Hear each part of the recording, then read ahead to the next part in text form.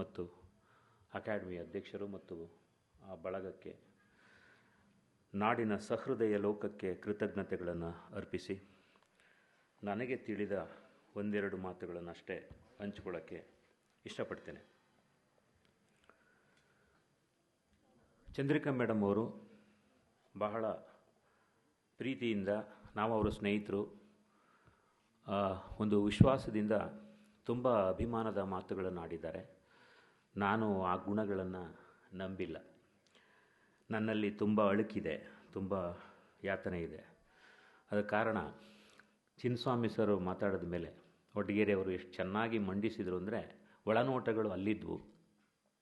ನಾನು ಪರಿಚಯಾತ್ಮಕವಾಗಿ ಮಾತ್ರ ಹೇಳ್ಬೋದು ಅಂತ ಭಾವಿಸಿದ್ದೇನೆ. ಅದು ಕಷ್ಟದಲ್ಲಿ. ನಾವು ಚಿನ್ನಸ್ವಾಮಿಯವ್ರನ್ನ ಪ್ರೀತಿಯಿಂದ ಚಿನ್ನು ಚಿನ್ನು ಅಂತ ಕರಿತಿದ್ವಿ. ಚಿನ್ನು ಮಾತಾಡಿದ ಮೇಲೆ ನಮ್ಗೆ ಉಳಿದಿರೋದು ಇನ್ನೂ ಏನೂ ಇಲ್ಲ. ಚಿನ್ನು ಇದ್ಮೇಲೆ ನಮಗೇನೂ ಇಲ್ಲ. ಆದರೆ ಅವ್ರು ಮಾತ್ರ ನಮ್ಮನ್ನು ಕಂಡಾಗಲಿಲ್ಲ. ಚಿನ್ನು ಅಂದರೆ ಬಾ ಏನಾರು ತಿನ್ನು ಅಂತ ನಮ್ಮನ್ನು ಕರೀತಿರ್ತಾರೆ. ಈಗ ನಮಗೆ ತಿನ್ನೋಕ್ಕೇನು ಉಳಿಸಿಲ್ಲ, ಅವರೇ ತಿನ್ಕೊಬಿಟ್ಟವ್ರೆ. ಬಂಧುಗಳೇ, ಇದು ತಮಾಷೆ ವಿಷಯವಲ್ಲ. ವಿರಾಮ ಇದ್ದಿದ್ದರೆ ಸ್ವಲ್ಪ ಹಗುರವಾಗಿ ನಾನು ಮಾತಾಡ್ಬೋದಿತ್ತು. ನನಗೆ ಒತ್ತಡ ಏನು ಅಂದರೆ, ಮೊದಲೇ ನಾನು ಶರಣಾಗತಿಯನ್ನು ಒಪ್ಕೊಬಿಡ್ತೀನಿ. ಸಭೆಗೆ, ಸಮಿತಿಗೆ, ಬಂಧುಗಳಿಗೆ ಶರಣಾಗತಿ ಮೊದಲೇ ಘೋಷಿಸ್ಬಿಡ್ತೀನಿ. ನಾವು ಸೋತೆ ಸ್ವಾಮಿ ಅಂತ. ಯಾಕೆಂದರೆ ಕಾಲದ ಕೊರತೆ ನಿಜ ಅಂತೆ ನೋಡಿ ಸರ್. ಕಾಲದ ಕೊರತೆಯಿಂದಾಗಿ ಮತ್ತು ಇತರೆ ಕಾರಣದಿಂದ ಕಾದಂಬರಿಗಳು ತುಂಬ ವಿಸ್ತಾರವಾಗಿವೆ. ಚಾಮರಾಜನಗರ ಜಿಲ್ಲೆ ಅಥವಾ ಈ ಪ್ರಾದೇಶಿಕ ಸಂಗತಿ, ಚಾಮರಾಜನಗರ ಪ್ರಾಂತ್ಯ ಇದೆಯಲ್ಲ, ಚಾಮರಾಜನಗರ ಪ್ರಾಂತ್ಯ ನಿಜಕ್ಕೂ ಸಾಹಿತ್ಯಕ್ಕೆ, ಅದು ಭಾರತೀಯ ಸಾಹಿತ್ಯವೋ, ಕನ್ನಡ ಸಾಹಿತ್ಯವೋ, ವಿಶ್ವ ಸಾಹಿತ್ಯವೋ, ಒಟ್ಟಾರೆ ಅವರು ಸಾಹಿತ್ಯಕ್ಕೆ, ಬೆಳಗ್ಗೆ ವೆಂಕಟರಾಜ್ ಸರ್ ಹೇಳಿದ್ದು, ಪ್ರಕಾಶ್ ಸರ್ ಅವರು ಪೀಠಿಕೆ ಪ್ರಸ್ತಾವನೆ ಮಾತುಗಳು ಆಡಿದ್ದರಲ್ಲಿ ಕೆಲವು ಸುಳಿವುಗಳಿವೆ.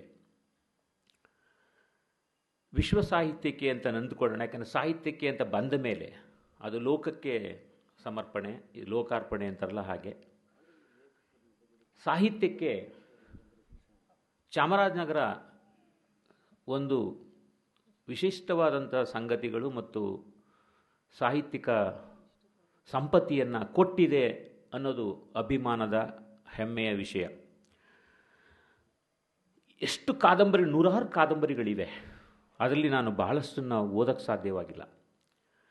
ಇದನ್ನು ಓದಕ್ಕಾಗದೆ ಒಂದು ಕೃತಿಯನ್ನು ಕುರಿತೇ ಸಮಗ್ರವಾಗಿ ಅಥವಾ ಅನ್ನಿಸಿದಂಥ ಮುಖ್ಯಾಂಶಗಳನ್ನು ಈ ಬಿಡಿ ಅವಧಿಯಲ್ಲಿ ಮಂಡಿಸುವುದು ಕಷ್ಟಕರ.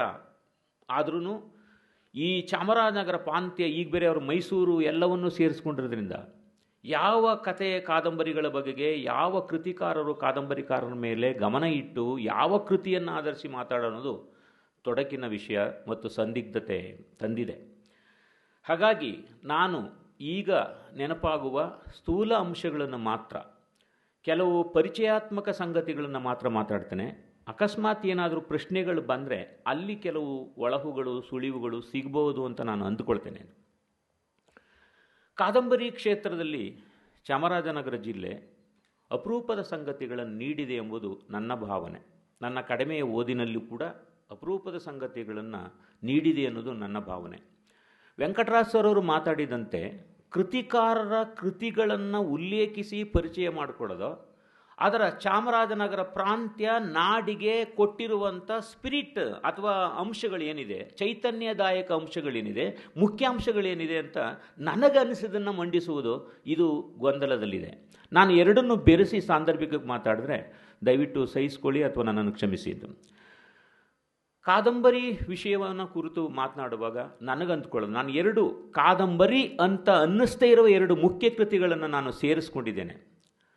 ಅದರಲ್ಲಿ ನಾವು ಚಾಮರಾಜನಗರ ಪ್ರಾಂತ್ಯದ ಕೊಡುಗೆ ಸಾಹಿತ್ಯಕ್ಕೆ ಏನಿದೆ ಅಂತನ್ನುವಾಗ ನನ್ನ ಅನಿಸಿಕೆಯಲ್ಲಿ ದೇವಚಂದ್ರನ ರಾಜಾವಳಿ ಕಥೆಯನ್ನು ಬಿಟ್ಟು ನಾವು ಮಾತಾಡೋಕ್ಕೆ ಮನಸ್ಸೊಪ್ತಾ ಇಲ್ಲ.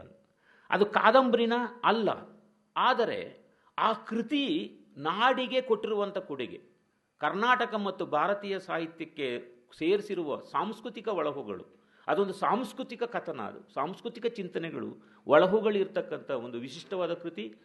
ಅಂಥ ದೇವಚಂದ್ರ ಇದೇ ಕನಕಗಿರಿಯಲ್ಲಿ ಮಲೆಯೂರಿನಲ್ಲಿ ಇದ್ದಂಥ ಒಂದು ಪಾರ್ಶ್ವನಾಥ ಬಸದಿಯ ಒಬ್ಬ ಪೂಜಾರಿಯಾಗಿ ಅರ್ಚಕನಾಗಿ ಇದ್ದಂಥ ದೇವಚಂದ್ರನ ರಾಜಾವಳಿ ಕತೆ, ಅದು ಅಮೂಲ್ಯವಾದ ಕೃತಿ. ಅದು ಅದರ ಇಂಪ್ಲುಯೆನ್ಸು ಬೇರೆ ಬೇರೆ ಥರದಲ್ಲಿ ನಮಗೆ ಕಾಣಬಹುದು, ನೇರವಾಗಲ್ಲದೆ ಇದ್ರೂ.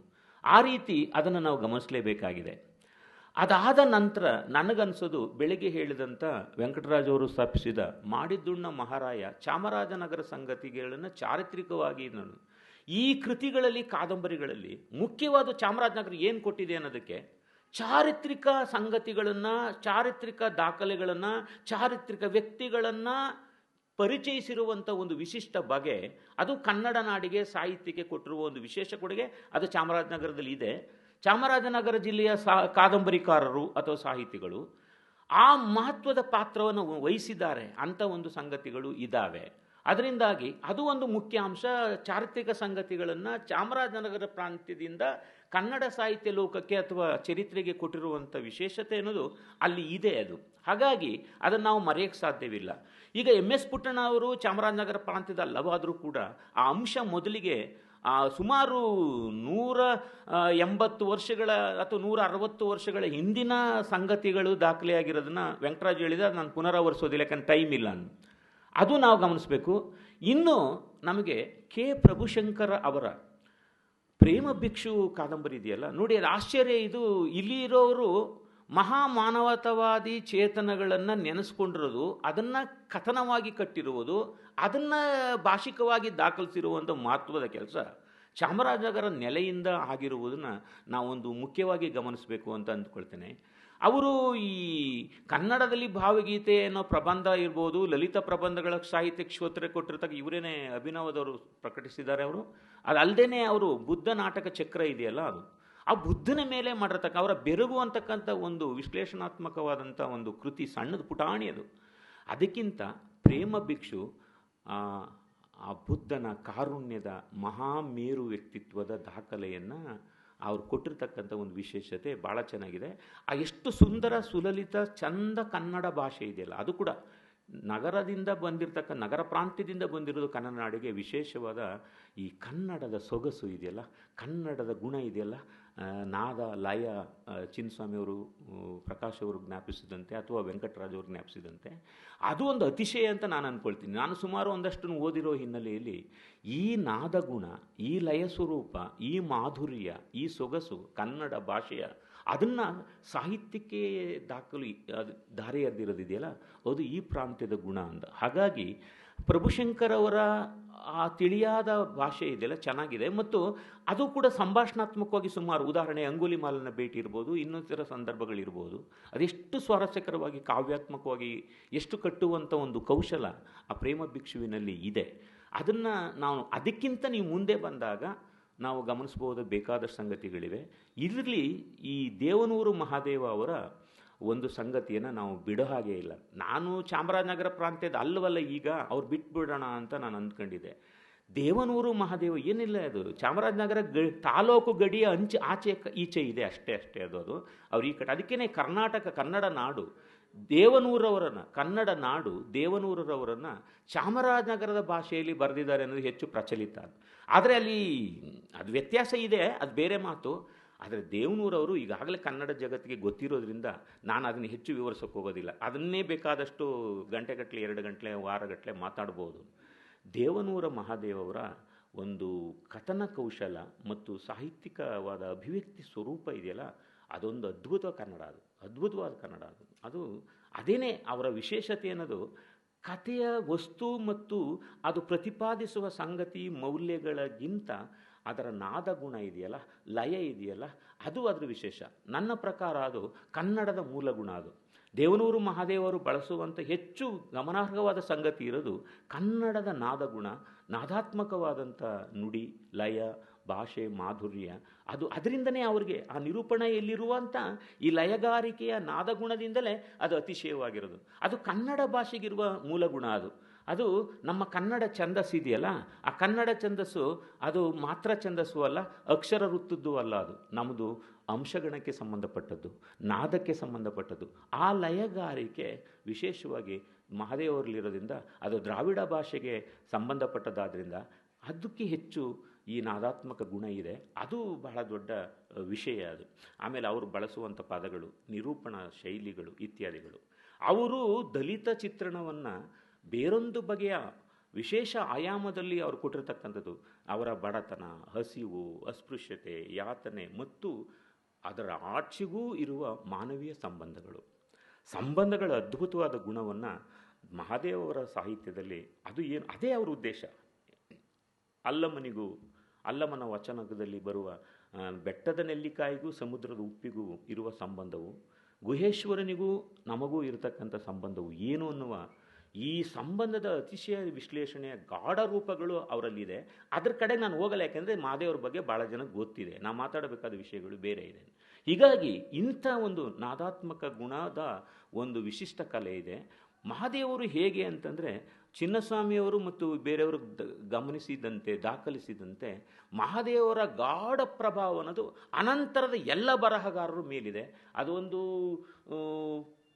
ಪ್ರೇರಣೆಯನ್ನು ಸಾಹಿತ್ಯ ಸೃಷ್ಟಿಗೆ ಹಲವರನ್ನು ಪ್ರಚೋದಿಸಿದರೆ, ಅನೇಕ ಯುವ ಬರಹಗಾರಗಳನ್ನು ಪ್ರೇರೇಪಿಸಿದರೆ, ಅದೊಂದು ಭಾಷೆಯ ದೋಷವೋ ಅಥವಾ ಕಾಯಿಲೆಯೋ ಆಗಿರುವ ಗುಣವನ್ನು ಚಿನ್ನಸ್ವಾಮಿ ಸರು ಚೆನ್ನಾಗಿ ಹೇಳಿದ್ದಾರೆ. ಅದೆಷ್ಟು ಮೊಗಳಿಯವರಲ್ಲೂ ಇದೆ. ಅದು ಅಂಥ ಪ್ರಭಾವ ಭಾಳ ಜನ ಕಥೆಗಾರರಲ್ಲಿದೆ, ತುಂಬ ಜನ ಇದೆ. ನಮ್ಮ ವೇದ ಅಂತ ಅವರು ನಂಜನಗೂಡಿನ ಉಲ್ಲಳ್ಳಿ ಕಡೆಯ MS ವೇದ ಅವರ ಕಥೆ ಕಾದಂಬರಿಗಳಿಂದ ಹಿಡಿದು ಇಲ್ಲಿ ಅನೇಕರ ಮೇಲೆ ಇವತ್ತಿನವ್ರು ಬರೀತಿರ್ತಕ್ಕಂಥ ಎಲ್ಲರ ಮೇಲೂ ಕೂಡ ದೇವನೂರು ಅವರ ಒಂದು ಭಾಷೆಯ ಒಂದು ಪ್ರಭಾವ ಮತ್ತು ಅವರ ಚಿಂತನೆಗಳ ಪ್ರಭಾವ, ಸಂಗತಿಗಳು ಅದ್ಭುತವಾಗಿದೆ. ಅದು ವಿಶೇಷವಾಗಿದೆ.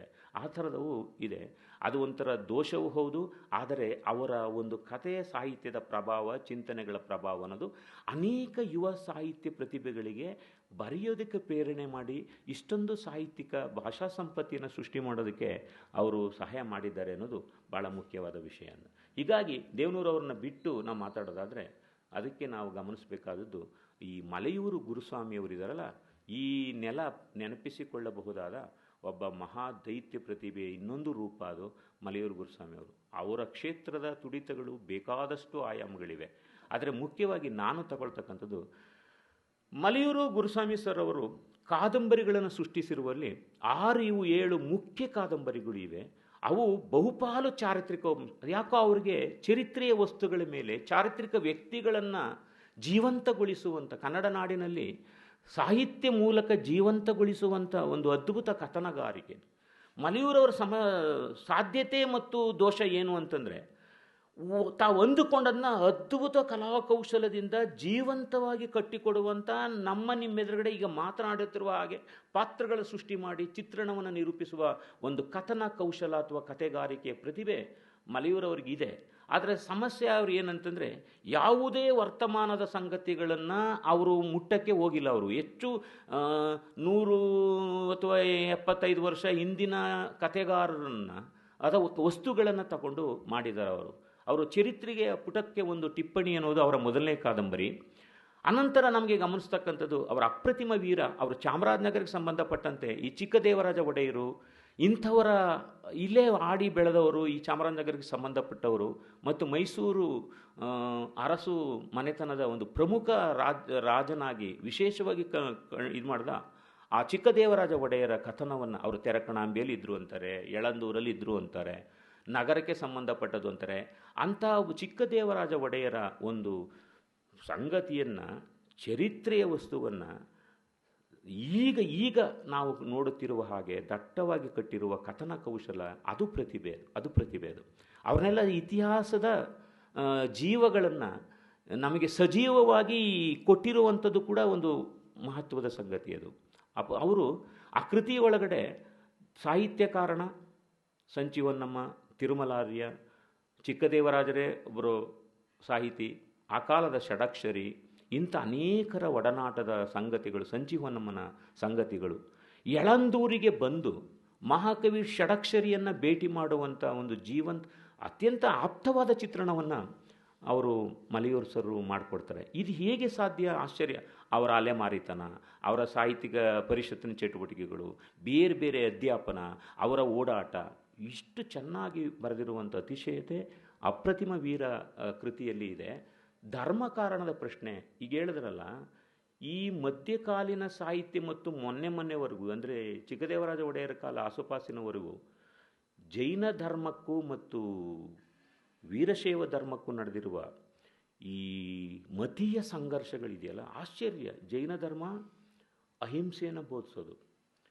ಇವರು ಹೇಗೆ ವೀರಶೈವರು ಕೂಡ ದಯವಿಲ್ಲದ ಧರ್ಮ ಅಂದವರು. ಆದರೆ ಇವರಿಬ್ಬರ ತಿಕ್ಕಾಟ ಭೀಕರವಾಗಿದೆ, ಕೊಲೆಗಳಲ್ಲಿದೆ, ಸಂಚುಗಳಲ್ಲಿದೆ, ಅಪಾಯಕಾರಿ ಸಂಗತಿಗಳನ್ನು ಮಾಡಿದೆ. ಮತ್ತು ಇದು ನಮ್ಮ ಆ ಕಾಲದ ಕನ್ನಡ ಕಾವ್ಯಗಳಲ್ಲಿ ತುಂಬ ಇದೆ. ಆ ಮಧ್ಯಕಾಲೀನ ಕನ್ನಡ ಕಾವ್ಯಗಳಲ್ಲಿ ಅತಿಶಯವಾದ ಚಿತ್ರಣ. ಈಗ ಕೋಮು ವಿದ್ವೇಷಗಳು ಬೇರೆ ಬೇರೆ ಆಗ್ತಿದೆಯಲ್ಲ, ಇದು ತೀವ್ರವಾದಂಥ ಒಂದು ಸಂಗತಿಗಳಾಗಿರೋದನ್ನು ಅವರು ಚಿತ್ರಿಸ್ತಾರೆ. ಅಲ್ಲಿ ವಿರೂಪಾಕ್ಷ ಪಂಡಿತ ಮತ್ತು ತಿರುಮಲಾರೇನ ಸಂಗತಿಯ ಈ ವೈಷ್ಣವ ಮತ್ತು ಜೈನ ಧರ್ಮದ್ದು, ಕೆಲವು ಸರಿ ಶೈವ ಮತ್ತು ಜೈನ ಧರ್ಮದ್ದು, ಅದು ಚಾರಿತ್ರಿಕ ಸಂಗತಿ. ಇದು ಇರಲಿ, ಅಂಥ ಒಂದು ಚಿತ್ರಣವನ್ನು ನಮಗೆ ಕಣ್ಣಿಗೆ ಕಟ್ಟುವಂತೆ ಕೊಡುವಂಥ ಒಂದು ಪ್ರತಿಭೆ ಮಲೆಯೂರು ಸರ್ ಅವ್ರದ್ದಿದೆ. ಅದಾದ ಮೇಲೆ ನಾವು ಗಮನಿಸಬೇಕಾದದ್ದು ಅವರ ಮಹಾಯಾತ್ರಿಕ. ಇದನ್ನು ನಾನು ಆಮೇಲೆ ತಗೊಳ್ತೇನೆ. ಮಹಾಯಾತ್ರಿಕ ಅನ್ನೋದು ನನ್ನ ಪ್ರಕಾರ ಈ ಪ್ರದೇಶಕ್ಕೆ ಸಂಬಂಧಪಟ್ಟದ್ದು. ಈಗ ಅಪ್ರತಿಮ ವೀರ ಹೌದು, ಇದಕ್ಕೆ ಸಂಬಂಧಪಟ್ಟದ್ದು. ಅದರ ಜೊತೆಗೆ ನಾವು ಗಮನಿಸಬೇಕಾದದ್ದು ಕಪಿಲೆ ಹರಿದಳು ಕಡಲಿಗೆ ಏನು.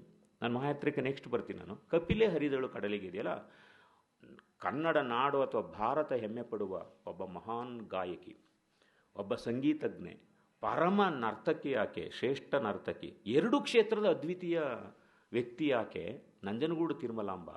ಅವರು ದೇವದಾಸಿಯ ಮಗಳು. ನಂಜನಗೂಡು ದೇವಸ್ಥಾನ ಇದೆಯಲ್ಲ, ಅಲ್ಲಿ ದೇವದಾಸಿಯಾಗಿದ್ದಂಥ ಮಗಳು ಅವಳು.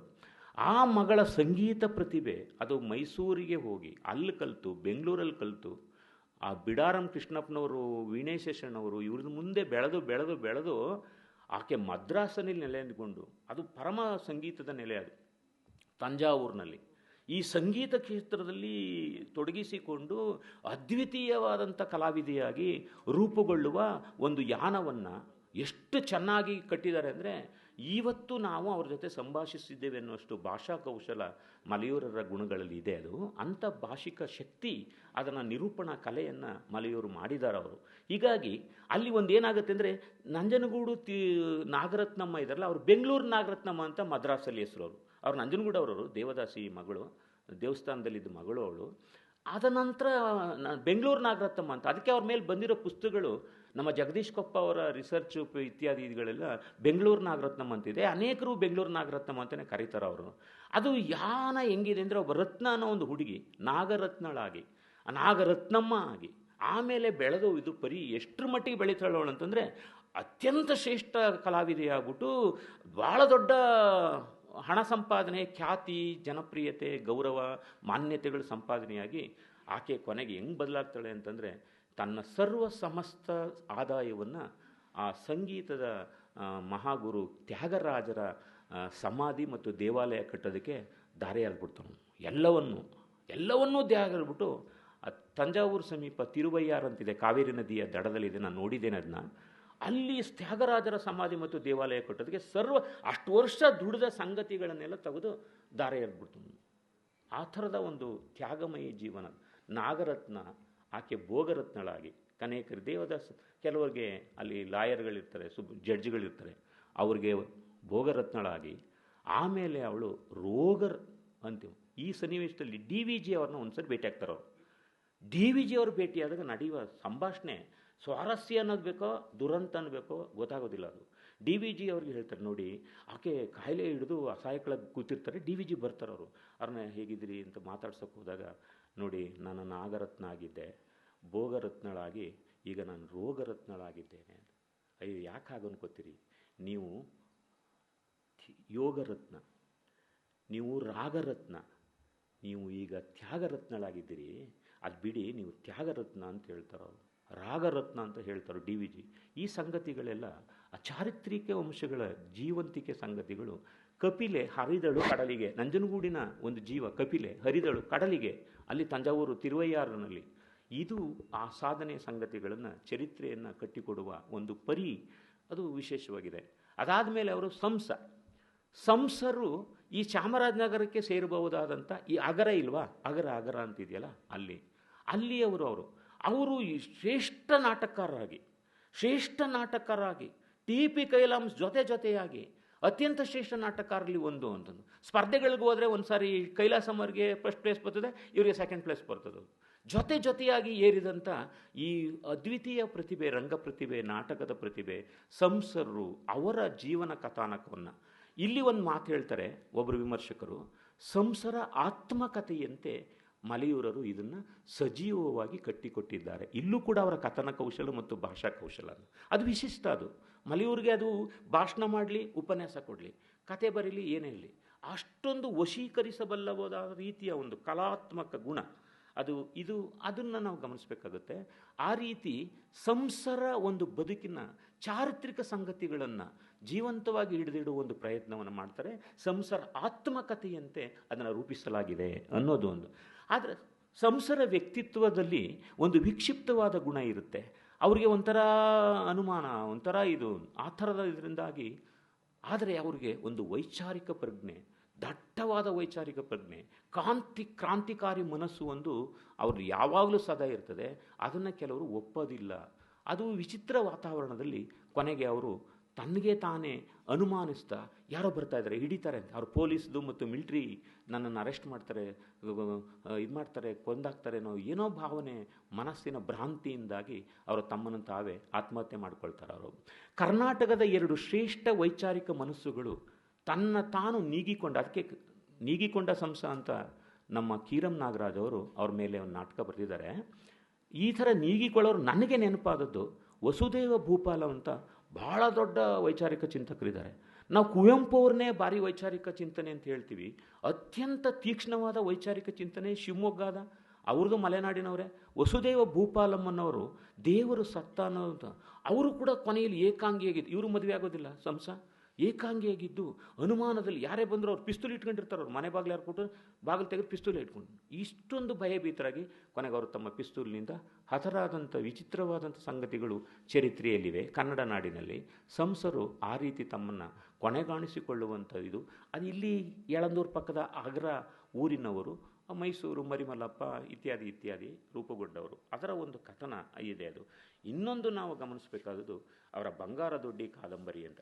ಬಂಗಾರದೊಡ್ಡಿ ಕಾದಂಬರಿ ಇದೆಯಲ್ಲ, ಅದು ಕೂಡ ಒಂದು ರೀತಿ ತಮಿಳುನಾಡು ಮೂಲದಿಂದ. ರಣಧೀರ ಕಂಠೀರವ, ಅದು ಎಲ್ಲ ಚರಿತ್ರೆ ವಸ್ತುಗಳು. ಇದನ್ನು ನಾನು ಹೇಳ್ತಾ ಇದ್ದೀನಿ, ಚರಿತ್ರೆ ವಸ್ತುಗಳನ್ನು ಸಜೀವವಾಗಿ ದಾಖಲಿಸಿ ನಮಗೆ ರೂಢಿಸಿದಂಥ ಒಂದು ಪ್ರತಿಭೆ ಅದು ಮಲೆಯೂರಲ್ಲಿದೆ. ಅದು ಮಲೆಯೂರು ಗುರುಸ್ವಾಮಿ. ಬಂಗಾರದೊಡ್ಡಿ ಕಾದಂಬರಿ ಕೂಡ ರಣಧೀರರು ತಿರುಚನಾಪಳ್ಳಿಗೆ ಹೋಗಿ ಮಲ್ಲಯುದ್ಧಕ್ಕೆ ಹೋಗಿ ಅಲ್ಲಿ ಗೆದ್ದು ಜಟ್ಟಿಯನ್ನು ಆ ಹೆಬ್ಬಾಗಲಿಗೆ ತೋರಣ ಕಟ್ಟಿ ಬಂದ ಶೌರ್ಯ ಸಾಹಸದ ಕಥನ ಸಂದರ್ಭದಲ್ಲಿ ಒಬ್ಬಳು ಭಾಳ ಮೆಚ್ಚಿ ಇದು ಮಾಡ್ತಾಳೆ, ಪರಮ ಸೌಂದರ್ಯವತಿ ಮೆಚ್ಚಿ ಇದು ಮಾಡ್ತಾಳೆ.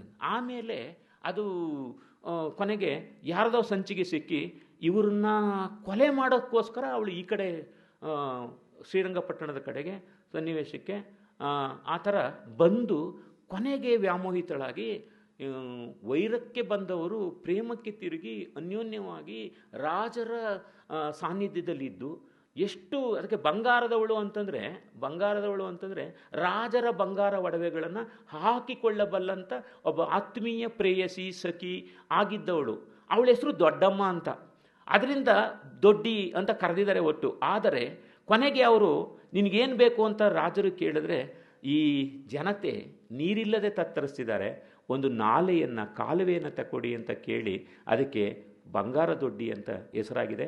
ಅದಿವತ್ತು ಕೂಡ ಶ್ರೀರಂಗಪಟ್ಟಣದಲ್ಲಿ ಎಷ್ಟೋ ಜನರ ಬಾಳನ್ನು ಹಸಿರಾಗಿಸುವಂಥ ಒಂದು ಸಂಗತಿ ಅಲ್ಲಿದೆ ಅನ್ನೋದು ಇದು ಮಲೆಯೂರರ ಒಂದು ಚಾರಿತ್ರಿಕ ಕಥನಗಳ ಒಂದು ದೃಷ್ಟಿಕೋನ ಅಷ್ಟೇ. ಆದರೆ ನಾನು ಮಲೆಯೂರವ್ರಿಗೆ ಒಂದು ಸಮಸ್ಯೆ ಅಂತಂದರೆ, ಅಲ್ಲಪ್ಪ ಎಷ್ಟು ಧೀಮಂತ, ಸಂವೇದನಶೀಲ, ಎಷ್ಟು ವಿವರ ಕೋಶಗಳನ್ನು ತುಂಬಿಕೊಂಡಿದ್ದಾರೆ ಅಂತಂದರೆ, ಬೆಳಗ್ಗೆ ವೆಂಕಟರಾಜ ಇದ್ರಲ್ಲ, ಈ ಕನ್ನಡ ನಾಡಿನ ಚಾಮರಾಜನಗರ ಅಣು ಸಂಗತಿಗಳ ಅವ್ರ ನೆನಪು ಏನಾರು ಒಂದು ಕೆದಕಿ ಇನ್ನೊಂದು ಇಳಿತಾರೋ, ಅದನ್ನು ಬರೀರಿ ಸ್ವಾಮಿ ಅಂತೀವಿ. ಮಲೆಯೂರಿಗೆ ಆ ಶಕ್ತಿ ಇತ್ತು, ಏನಾರ ಒಂದು ಅಂಶ ಕೆದಕಿ ಹಿಂಗೆ ಎಳೀತಿದ್ರು ಅವರು. ಆದರೆ ಮಲೆಯೂರವರು ಪಕ್ಕದ ಸಹಪಾಠಿ ದೇವನೂರು ಮಾದೇವ್, ಸಹಪಾಠಿ, ಒಂದೇ ಊರು, ಅವರು ದೇವನೂರು ಇವನೂರು ದೇವನೂರು, ಬಾಲ್ಯ ಕಳೆದಿರೋದು. ಯಾಕಂದರೆ ಅವ್ರ ತಾಯಿ ಊರು ದೇವನೂರು, ಮಲೆಯೂರು ತಾಯಿ ಊರು ದೇವನೂರು. ದೇವನೂರು ಸ್ಥಳೀಯ ಸಂಗತಿ ಮತ್ತು ಒರಿಜಿನಲ್ ಆದ ವಸ್ತುಗಳಿಗೆ ಅಂಟಿಕೊಂಡ ಹಾಗೆ ಚಾಮರಾಜನಗರದ ಭಾಷೆಯನ್ನಾಗಲಿ ಚಾಮರಾಜನಗರದ ಮುಖ್ಯ ಪಾತ್ರ ಸನ್ನಿವೇಶಗಳನ್ನಾಗಲಿ ಯಾಕೆ ತರದೆ ಹೋದರು ಅನ್ನೋದು ಅನುಮಾನವಾಗಿ ಅಥವಾ ಪ್ರಶ್ನೆಯಾಗಿ ಕಾಡ್ತಾ ಇದೆ. ಅಂಥ ಪ್ರತಿಭೆ ಇದ್ದೂ ಕೂಡ ಇದನ್ನು ಸಾಧಿಸೋಕ್ಕಾಗಲಿಲ್ಲ ಅನ್ನೋದು ಒಂದು ಮುಖ್ಯ ಸಂಗತಿ. ಹೀಗಾಗಿ ಅದನ್ನು ನಾನು ಇಷ್ಟಕ್ಕೆ ಬಿಟ್ಟು ಇನ್ನೂ ನಾವು ಗಮನಿಸಬೇಕಾದದ್ದು, ಕೃಷ್ಣಮೂರ್ತಿ ಹನೂರಿದಾರಲ್ಲ, ಪರಮಶ್ರೇಷ್ಠ ಕಾದಂಬರಿಕಾರರು.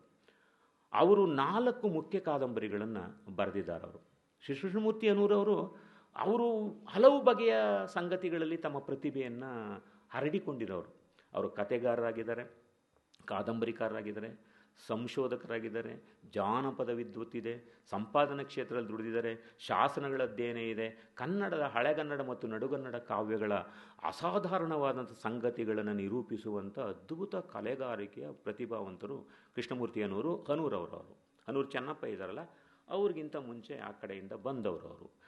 ಈ ಕೃಷ್ಣಮೂರ್ತಿ ಹನೂರವರು ಏನು ಮಾಡಿದ್ದಾರೆ ಅಂತಂದರೆ, ನಿಕ್ಷೇಪ ಅಂತ ಒಂದು ಕಾದಂಬರಿ. ಅದು ಯಾರೋ ಅಲೆಮಾರಿ ಕುಟುಂಬದ ಕೂಲಿಗಾರರು ಇಲ್ಲಿ ಬಂದು ತೋಟದಲ್ಲಿ ನೆಲೆಸಿ ಅವರ ಬದುಕಿನ ಭಾವನೆಗಳನ್ನು ಇದು ಮಾಡುವಂಥ ಒಂದು ಕಾದಂಬರಿ ಅದು. ನಾವು ಅದನ್ನು ಓದುವಾಗ ಈ ಅತ್ಯಂತ ಸಡಿಲವಾದ ಜಾಳಾದ ನಿರೂಪಣೆಯ ಒಂದು ಬಹಳ ಸಾಧಾರಣವಾದಂಥ ಇದನ್ನು ಯಾಕೆ ಬರೆದ್ರು, ಇದನ್ನ ಯಾಕೆ ಬರಿಬೇಕಾಗಿದ್ದೆಲ್ಲ ಅನ್ಕೋತಿದ್ವಿ. ಅದನ್ನು ನಾನು ಒಂದು ಸರಿ ಕೇಳೇಬಿಟ್ಟೆ ಅವ್ರಿಗೆ, ಹನೂರು ಸರ್ಗೆ, ಇದೇನು ಸರ್ ಇದು ಇಷ್ಟೊಂದು ಜಾಳಾಗಿದೆ ಏನು ಅಂತಂದೆ.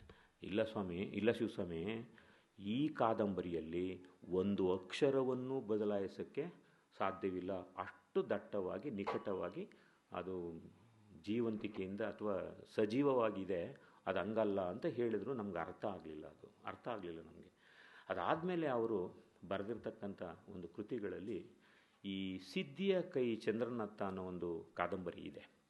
ಅದಲ್ಲದೆ ಅಜ್ಞಾತನೊಬ್ಬನ ಆತ್ಮಚರಿತ್ರೆ ಅಂತ ಒಂದಿದೆ. ನಾನು ಸತ್ಯವನ್ನೇ ಹೇಳಬೇಕು, ಅವರ ಕಾದಂಬರಿನ ನಿಕ್ಷೇಪವಲ್ಲದೆ ನಾನು ಯಾವುದನ್ನು ಓದಿಲ್ಲ ನಾನು.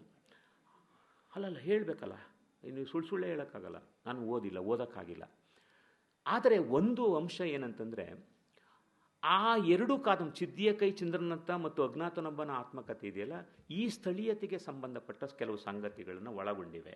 ಅದು ಏನಂತಂದರೆ, ಈ ತಾಳು ಬೆಟ್ಟದಿಂದ ಆಚೆ ಯಡೂರು ಮಂಗಲ ಅಂತ ಒಂದು ಊರಿನ ಒಂದು ಬದುಕಿನ ಸಂಗತಿಗಳನ್ನು ನಿರೂಪಿಸುವ ದಾಟಿಯಲ್ಲಿ ಶುರುವಾಗಿದೆ.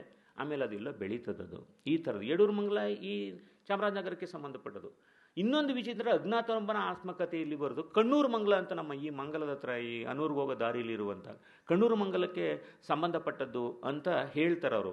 ಆದರೆ ಒಂದು ಅಂಶ ನಾವು ಗಮನಿಸಬೇಕು, ಈ ಬುಡಕಟ್ಟು ಸಮುದಾಯಗಳು, ಅದು ಅಜ್ಞಾತನೊಬ್ಬನ ಆತ್ಮಕಥೆಯಲ್ಲಿ ಶ್ರೀರಂಗಪಟ್ಟಣದಲ್ಲಿ ಈ ಟಿಪ್ಪು ಸುಲ್ತಾನ್ ಕಾಲದಲ್ಲಿ ಒಬ್ಬ ದಳವಾಯಿ ಮತ್ತು ಒಬ್ಬ ಸೈನಿಕನಾಗಿದ್ದವನ ಒಂದು ಅದ್ಭುತ ಕಥನ ಅಂತ ಹೇಳ್ತಾರೆ. ಅದರಲ್ಲಿ ಈ ಬುಡಕಟ್ಟು ಸಮುದಾಯದಿಂದ ಬಂದವರು ಕಾಲದ ಬೆಳವಣಿಗೆಯಲ್ಲಿ, ಈ ಚಿನ್ನಸ್ವಾಮಿಯವರು ಚೆನ್ನಾಗಿ ಹೇಳಿದ್ರು, ಅದನ್ನು ಮುಟ್ಟಿದ್ರು, ಅದನ್ನು ಈ ಆಧುನಿಕತೆ ಬೆಳೀತಾ ಯಾವ ಸಂಘರ್ಷಕ್ಕೆ ತಾಕಲಾಟಕ್ಕೆ ಒಳಗಾಗ್ತಾರೆ ಅಂತಕ್ಕಂಥದ್ದು ಆ ಕಾದಂಬರಿಯ ಸ್ವಾರಸ್ಯವಾಗಿದೆ. ಅಲ್ಲಿ ಇದು ಕ್ರೈಸ್ಟ್ ಕಿಂಗ್ ಹೈಸ್ಕೂಲನ್ನು ಬೆಳೆದಂಥ ಕೆಲವು ಬುಡಕಟ್ಟಿನ ವಿದ್ಯಾರ್ಥಿ ಒಬ್ಬ ಅಲ್ಲಿ ಅನಂತರ ಏನೇನಾಗಿ ಬದಲಾಗ್ತಾನೆ ಅನ್ನುವಂಥ ಸೂಕ್ಷ್ಮಗಳನ್ನು ಹಿಡಿದಿಟ್ಟಿದ್ದಾರೆ ಅನ್ನೋದು ಅದರ ಸಾರಾಂಶ. ನಾನು ಸ್ಥೂಲವಾಗಿ ಗಮನಿಸಿದೆ ಎಂದು. ಆಧುನಿಕ ಕಾಲದಲ್ಲಿ ಯಾವ ಥರದ ಬಿಕ್ಕಟ್ಟಿಗೆ ಒಂದು ಬುಡಕಟ್ಟು ಸಮುದಾಯದ ಯುವಕರುಗಳು ಅಥವಾ ಇದು ಆಗ್ತಾ ಇದೆ, ಇಲ್ಲಿ ಕನ್ನಡ ಭಾಷೆ ಸನ್ನಿವೇಶ, ಕನ್ನಡ ಶಾಲೆಗಳ ಸನ್ನಿವೇಶ, ಕನ್ನಡವನ್ನೇ ಅವರು ಸೋಲಿಗರಿದಾರಲ್ಲ, ಈ ಕನ್ನಡ ಕಲಿಯೋದೇ ಕಷ್ಟ ಆಗಿರುವಾಗ ಅವ್ರಿಗೆ ಇಂಗ್ಲೀಷ್ ಕೊಡುವಂಥ ಫಜೀತಿಯ ಸನ್ನಿವೇಶಗಳನ್ನು ಅವರು ಚೆನ್ನಾಗಿ ಜ್ಞಾಪಿಸ್ತಾರೆ ಅವರು. ಹೀಗಾಗಿ ಆ ಥರದ್ದು. ಅದಲ್ಲದೆ ಕನ್ನಮರಿ ಅಂತ ಒಂದು ಪುಸ್ತಕ ಕಾದಂಬರಿ ಇದೆ. ಇದು ಇತ್ತೀಚೆಗೆ ಬಂದಿರೋದು, ಕೆಲವೇ ತಿಂಗಳುಗಳ ಹಿಂದೆ. ಆ ಕನ್ನಮರಿ ಅಂತಕ್ಕಂಥದ್ದು ವಚನಕಾರರಲ್ಲಿ ಇದ್ದಂಥ ಒಬ್ಬ ಶರಣನ ನೆನಪಿಸುವ ಹಾಗೆ ಇರತಕ್ಕಂಥ ಒಂದು ಕಥನ ಅದು. ಆ ಒಂದು ವಿಶೇಷವನ್ನು ಅದನ್ನು ಕೂಡ ಆಧುನಿಕ ಸಂಘರ್ಷದಲ್ಲಿ ಒಬ್ಬ ಹುಡುಗ ಹೇಗಾಗ್ತಾನೆ ಎನ್ನುವ ಚಿತ್ರಣವನ್ನು ಅಲ್ಲಿ ಕೊಟ್ಟಿದ್ದಾರೆ. ಅದು ಒಬ್ಬರು ಉಪಾಧ್ಯಾಯ ಗುರುನಾಥ ಉಪಾಧ್ಯಾಯ ಅಂತಕ್ಕಂಥವ್ರು ತಮ್ಮ ವಿದ್ಯಾರ್ಥಿಯನ್ನು ಹುಡುಕೊಂಡು ಹೋಗುವಂಥದ್ರ ಬೆಳವಣಿಗೆಯಾಗಿ ಆ ಕಾದಂಬರಿ ಚಿತ್ರಣ ಇದೆ ಅಂತಕ್ಕಂಥದ್ದು ಅಲ್ಲಿ ಸ್ಥೂಲವಾಗಿ ನಾನು ಗಮನಿಸಿದೆ. ಈ ಥರದ್ದು ಅನೂರು ಕೃಷ್ಣಮೂರ್ತಿಯವರು ಕೂಡ ಈ ಮಲೆಯೂರು ಮತ್ತು ಅನೂರಲ್ಲಿ ಏನಂತಂದರೆ, ಒಂದು ವಸ್ತುವನ್ನು, ಅದು ಚಾರಿತ್ರಿಕ ವಸ್ತುಗಳೇ ಆಗಿರಲಿ, ಅದನ್ನು ಸಜೀವ ಕಥನಗಳಾಗಿ ಕಟ್ಟಬಲ್ಲ ಕೌಶಲ. ಗಿರೀಶ್ ಕಾರ್ನಾಡರು, ಯು ಆರ್ ಅನಂತಮೂರ್ತಿ ಅಂತವರೆಲ್ಲ ಅವರ ಪ್ರತಿಭೆ, ಕಥನಗಾರಿಕೆ ಕೌಶಲ, ಭಾಷಾ ಸಿದ್ಧಿಯ ಸ್ವರೂಪವನ್ನು, ಚಿತ್ರಕ ಶಕ್ತಿಯನ್ನು ಕೊಂಡಾಡ್ತಾರೆ ಅನೂರವ್ರ ಬಗ್ಗೆ. ಆದರೆ ಅನೂರವರು ಬಹಳ ಈ ಪ್ರಾದೇಶಿಕತೆ, ಮಂಟೆಸ್ವಾಮಿ, ಮಲೆ ಮಹದೇಶ್ವರ, ಜಾನಪದ ಇದ್ರ ಬಗ್ಗೆ ಭಾಳ ಅಭಿಮಾನ ಅವ್ರಿಗೆ. ಆದರೂ ಕೂಡ ಅವರೂ ಕೂಡ ಯಾವುದು ಈ ಸ್ಥಳೀಯ ವ್ಯಕ್ತಿಗಳ ವಿಶೇಷ ಸಂಗತಿಗಳನ್ನು, ಪಾತ್ರಗಳನ್ನು ಅವ್ರು ಯಾಕೆ ತಗೊಂಡಿಲ್ಲ ಅನ್ನೋದು ಮುಖ್ಯ. ಜೊತೆಗೆ ಸ್ಥಳೀಯ ಭಾಷೆಯನ್ನು ಮಲೆಯೂರವರು ಬಳಸಿಲ್ಲ, ಅನೂರವರು ಬಳಸಿಲ್ಲ. ಇದು ಗಮನಿಸಬೇಕಾದಂಥ ಒಂದು ಮುಖ್ಯ ಸಂಗತಿಗಳಾಗಿದೆ. ಇದಲ್ಲದೇ ನಾವು ಗಮನಿಸಬೇಕಾದ್ದು ಇಲ್ಲಿ ವರೆಯಲ ದೊರೆಸ್ವಾಮಿ ಅವ್ರನ್ನ ನಾನು ಆವಾಗ ತಗೊಳ್ತೇನೆ ಮಹಾಯಾತ್ರಿಕದ ಜೊತೆ. ವರೆಯಲ ದೊರೆಸ್ವಾಮಿಯವರು ಈ 3 ಕಾದಂಬರಿಗಳನ್ನು ಬರೆದಿದ್ದಾರೆ. ಆ 3 ಕಾದಂಬರಿಗಳಲ್ಲಿ ಅವರು ಚೆನ್ನಾಗಿ ಹೇಳ್ತಾರೆ ಅವರು. ಒಂದು ನಂದು ನಗರ ಸಂವೇದನೆಯ ಕಥೆಗಳು, ಕಾದಂಬರಿಗಳು. ಇನ್ನೊಂದು ಗ್ರಾಮೀಣ ಗ್ರಾಮೀಣ ಸಂವೇದನೆಯ ಕಾದಂಬರಿಗಳು, ಸಾಹಿತ್ಯ ಅಂತ ಅವ್ರು ಹೇಳ್ತಾರೆ. ಅದರಲ್ಲಿ ಹುಡುಕಾಡಿ ಬಂದ ಹೊನ್ನಿನ ಬದುಕು ಅಂತ ಒಂದು ಪುಟಾಣಿ ಪುಸ್ತಕ ಇದೆ. ಅದು ನಗರದಲ್ಲಿ ಒಂಥರ ವೇಶ್ಯವಾಟಿಕೆಯ ಜಾಲ ಮತ್ತು ಅಲ್ಲಿ ಒಬ್ಬ ವೇಶ್ಯಳ ಅನುರಾಗಕ್ಕೆ ಸಿಕ್ಕಿದಂಥ ಒಬ್ಬ ಸಾಮಾಜಿಕ ಕಳಕಳಿ ಸುಧಾರಣವಾದಿ ಅವಳನ್ನು ಮದುವೆಯಾಗುವಂಥ ಒಂದು ಸುಧಾರಿತ ಆಶಯದ ಚಿತ್ರಣವನ್ನು ಅಲ್ಲಿ ಕೊಟ್ಟಿದ್ದಾರೆ. ಅದನ್ನು ನಾನು ಓದಿದೆ. ಅದಾದ ಮೇಲೆ ಅವರು ಕೂಳೆ ಇದೆಯಲ್ಲ, ಅದು ನಾನು ಸೇರಿಸ್ಕೊಳ್ತೇನೆ. ಕೂಳೆ ಕಾದಂಬರಿ ಒಂದು ವಿಶಿಷ್ಟವಾದ ಕಾದಂಬರಿ. ಈಗ ವೆಂಕಟರಾಜ್ ಅವರು ಹೇಳಿದ್ರು, ಕೂಳೆಯಲ್ಲಿ ಭಾಷಿಕವಾದ ಹಿಡಿತ ಮಹಾದೇವರಷ್ಟು ಕಲಾತ್ಮಕವಾಗಿ ಇಲ್ಲ. ಹೌದು, ಇಲ್ಲ. ಅದನ್ನು ಓದುವಾಗ ಭಾಳಷ್ಟು ಆರಂಭದಲ್ಲಿ ಜಾಳು ಅನ್ನಂಗೆ ಇದೆಯಾದ್ರೂ ಆ ಮುಖ್ಯ ಸಂಗತಿ ಅಂತಂದರೆ, ಈ ಚಾಮರಾಜನಗರದ ಕೊಡುಗೆ ಕನ್ನಡ ಸಾಹಿತ್ಯಕ್ಕೆ ಸಂಸ್ಕೃತಿಗೆ ಏನಪ್ಪ ಅಂತಂದರೆ, ಈ ನೆಲದ ಭಾಷೆ ಇದೆಯಲ್ಲ, ಈ ನೆಲದ ಸೊಗಡಿದೆಯಲ್ಲ, ಈ ನೆಲದ ಸುಖ ಇದೆಯಲ್ಲ, ಭಾಷಿಕವಾದಂಥ ಆನಂದ, ಲಯ, ಅದನ್ನು ಹಿಡಿಯೋ ಪ್ರಯತ್ನವನ್ನು ಕೂಳೆ, ಅದು ನೀಳ್ಗತೆ ಅಂತಾರೆ, ಕಿರು ಕಾದಂಬರಿ ಅಂತಾರೆ. ಕೂಳೆ ಕಾದಂಬರಿಯಲ್ಲಿ ದಟ್ಟವಾಗಿದೆ. ಅದು ಜೀತಗಾರಿಕೆಯ ಭೀಕರ ಸಂಗತಿ ಮತ್ತು ಯಜಮಾನರ ಕ್ರೌರ್ಯ, ಅದಕ್ಕೆ ಸಿಕ್ಕಿ ಒಬ್ಬ ಸತ್ತ ಎಳೆಯ ಬಾಲಕನ, ದಾಸೆ ಅಂತ ಅವನ ಹೆಸರು, ಅದು ಅಲ್ಲಾಡಿಸ್ಬಿಡ್ತದೆ ಹಂಗೇನೆ. ಅದು ಕೊನೆಯ ಭಾಗ ಇದೆಯಲ್ಲ, ಮಿಡಿಯುವ ಚೈತನ್ಯದ ಜೀವಂತ ಚಿತ್ರಣ, ಅದು ಭಾಳ ಚೆನ್ನಾಗಿದೆ. ಅದು ಬೇಕು, ಕನ್ನಡ ಸಾಹಿತ್ಯಕ್ಕೆ ಬೇಕಿತ್ತು. ಅದನ್ನು ವರೆಯಾಲ ಅವರು ಮಾಡಿದ್ದಾರೆ. ಬಯಲು ಅಂತ ಇನ್ನೊಂದು ಕಾದಂಬರಿ ಸಿನಿಮಾ ಆಗಿದೆ ಅಂತ ಹೇಳ್ತಾರೆ. ಅದನ್ನು ನಾನು ಓದೋಕ್ಕಾಗಿಲ್ಲ. ಹೀಗಾಗಿ ಅದು ನಾನು ಮತ್ತೆ ಪ್ರಸ್ತಾಪಿಸೋಕ್ಕೆ ಇಷ್ಟಪಡ್ತೇನೆ ಇನ್ನೊಂದು 2 ನಿಮಿಷಗಳ ನಂತರ. ಇದಾದ ಮೇಲೆ ನಾವು ಗಮನಿಸಬೇಕಾದದ್ದು ಮುಖ್ಯವಾಗಿ ಈ BA ಮಧು ಅನ್ನೋರು 25 ಕಾದಂಬರಿ ಬರೆದಿದ್ದಾರಂತೆ. ಈ ಬಸವನಪುರ ಇಲ್ಲಿದೆಯಲ್ಲ, ನೀವು ಬರುವಾಗ ಇಂಡಸ್ಟ್ರಿಯಲ್ ಏರಿಯಾ ಅಂತ ಕೆಲಂಬಳ್ಳಿ ಬಸವನಪುರ, ಅವರು 25 ಕಾದಂಬರಿ, 100 ಸಿನಿಮಾಗಳಿಗೆ ಚಿತ್ರಕಥೆ ಸಂಭಾಷಣೆ ಬರೆದಿದ್ದಾರಂತೆ. ಆದರೆ ನಾನು ಅವರ ಹೆಸರು ಕೇಳಿದ್ದೇನೆ ಹೊರತು ಅದು ಯಾವುದೋ ಪುಸ್ತಕದ ನಡಿ ಆ ಹೆಸರನ್ನ ಕಾದಂಬರಿಗಳು ನೋಡಿದ್ರು ನಾನು ಸೆಳೆತಕ್ಕೊಳಗಾಗಿ ತಗೊಂಡಿಲ್ಲ, ಓದಿಲ್ಲ, ಒಂದನ್ನು ನಾನು ಓದಿಲ್ಲ.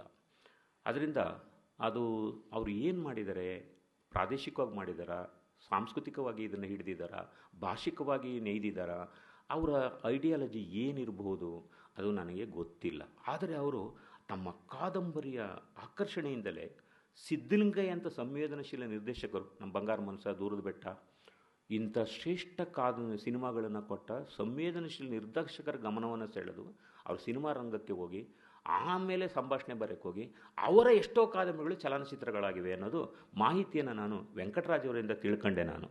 ಇದು ಇನ್ನೊಂದು ಏನಪ್ಪ ಅಂತಂದರೆ, MS ರೂಪರಾಜ್ ಅಂತ ಒಬ್ಬರಿದ್ದಾರೆ, ಮಧುನಳ್ಳಿಯವರಂತೆ ಅವರು MS ರೂಪರಾಜನವರು ಕೂಡ ಅವರು ಬರೆದಿರುವ 5 ಕಾದಂಬರಿಗಳಿವೆ ಅಂತ ಹೇಳ್ತಾರೆ.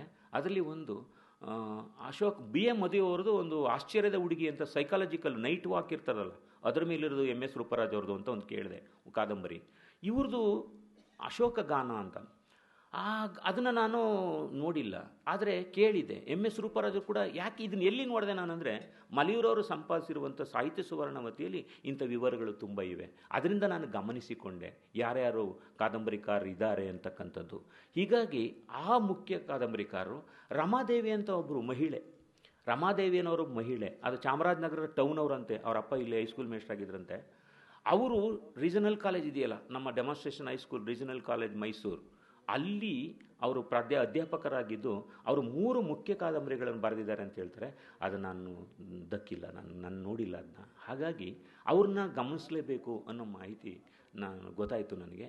ಅದಾದ ಮೇಲೆ ಸುಮಾರು ಜನ, ಇನ್ನೂ ಕೆಲವರು, ಅಗರದ ಇನ್ನೊಬ್ರು ಯಾರೋ ಮಹಾದೇವನವರು ನಮ್ಮ ಇಲ್ಲಿ ಓಡಾಡ್ತಾರಲ್ಲ ಜನಪದ ಗಾಯಕ, ನಮ್ಮ CM ನರಸಿಂಹಮೂರ್ತಿಯವರು, ಆ ಕಾದಂಬರಿ ನನ್ನ ಹತ್ರ ಇದೆ, ಮಹಾದೇವ್ ಅಂತ. ಅವರು ಒಂದು ವಿಶಿಷ್ಟವಾಗಿದೆ, ಕೊಳ್ಳೇಗಾಲ ಪ್ರಾಂತದ ಕೆಲವು ಸಂಗತಿಗಳನ್ನು ಅವರು ಚೆನ್ನಾಗಿ ದಾಖಲಿಸಿದ್ದಾರೆ ಅಂತ ಹೇಳಿದ್ರು.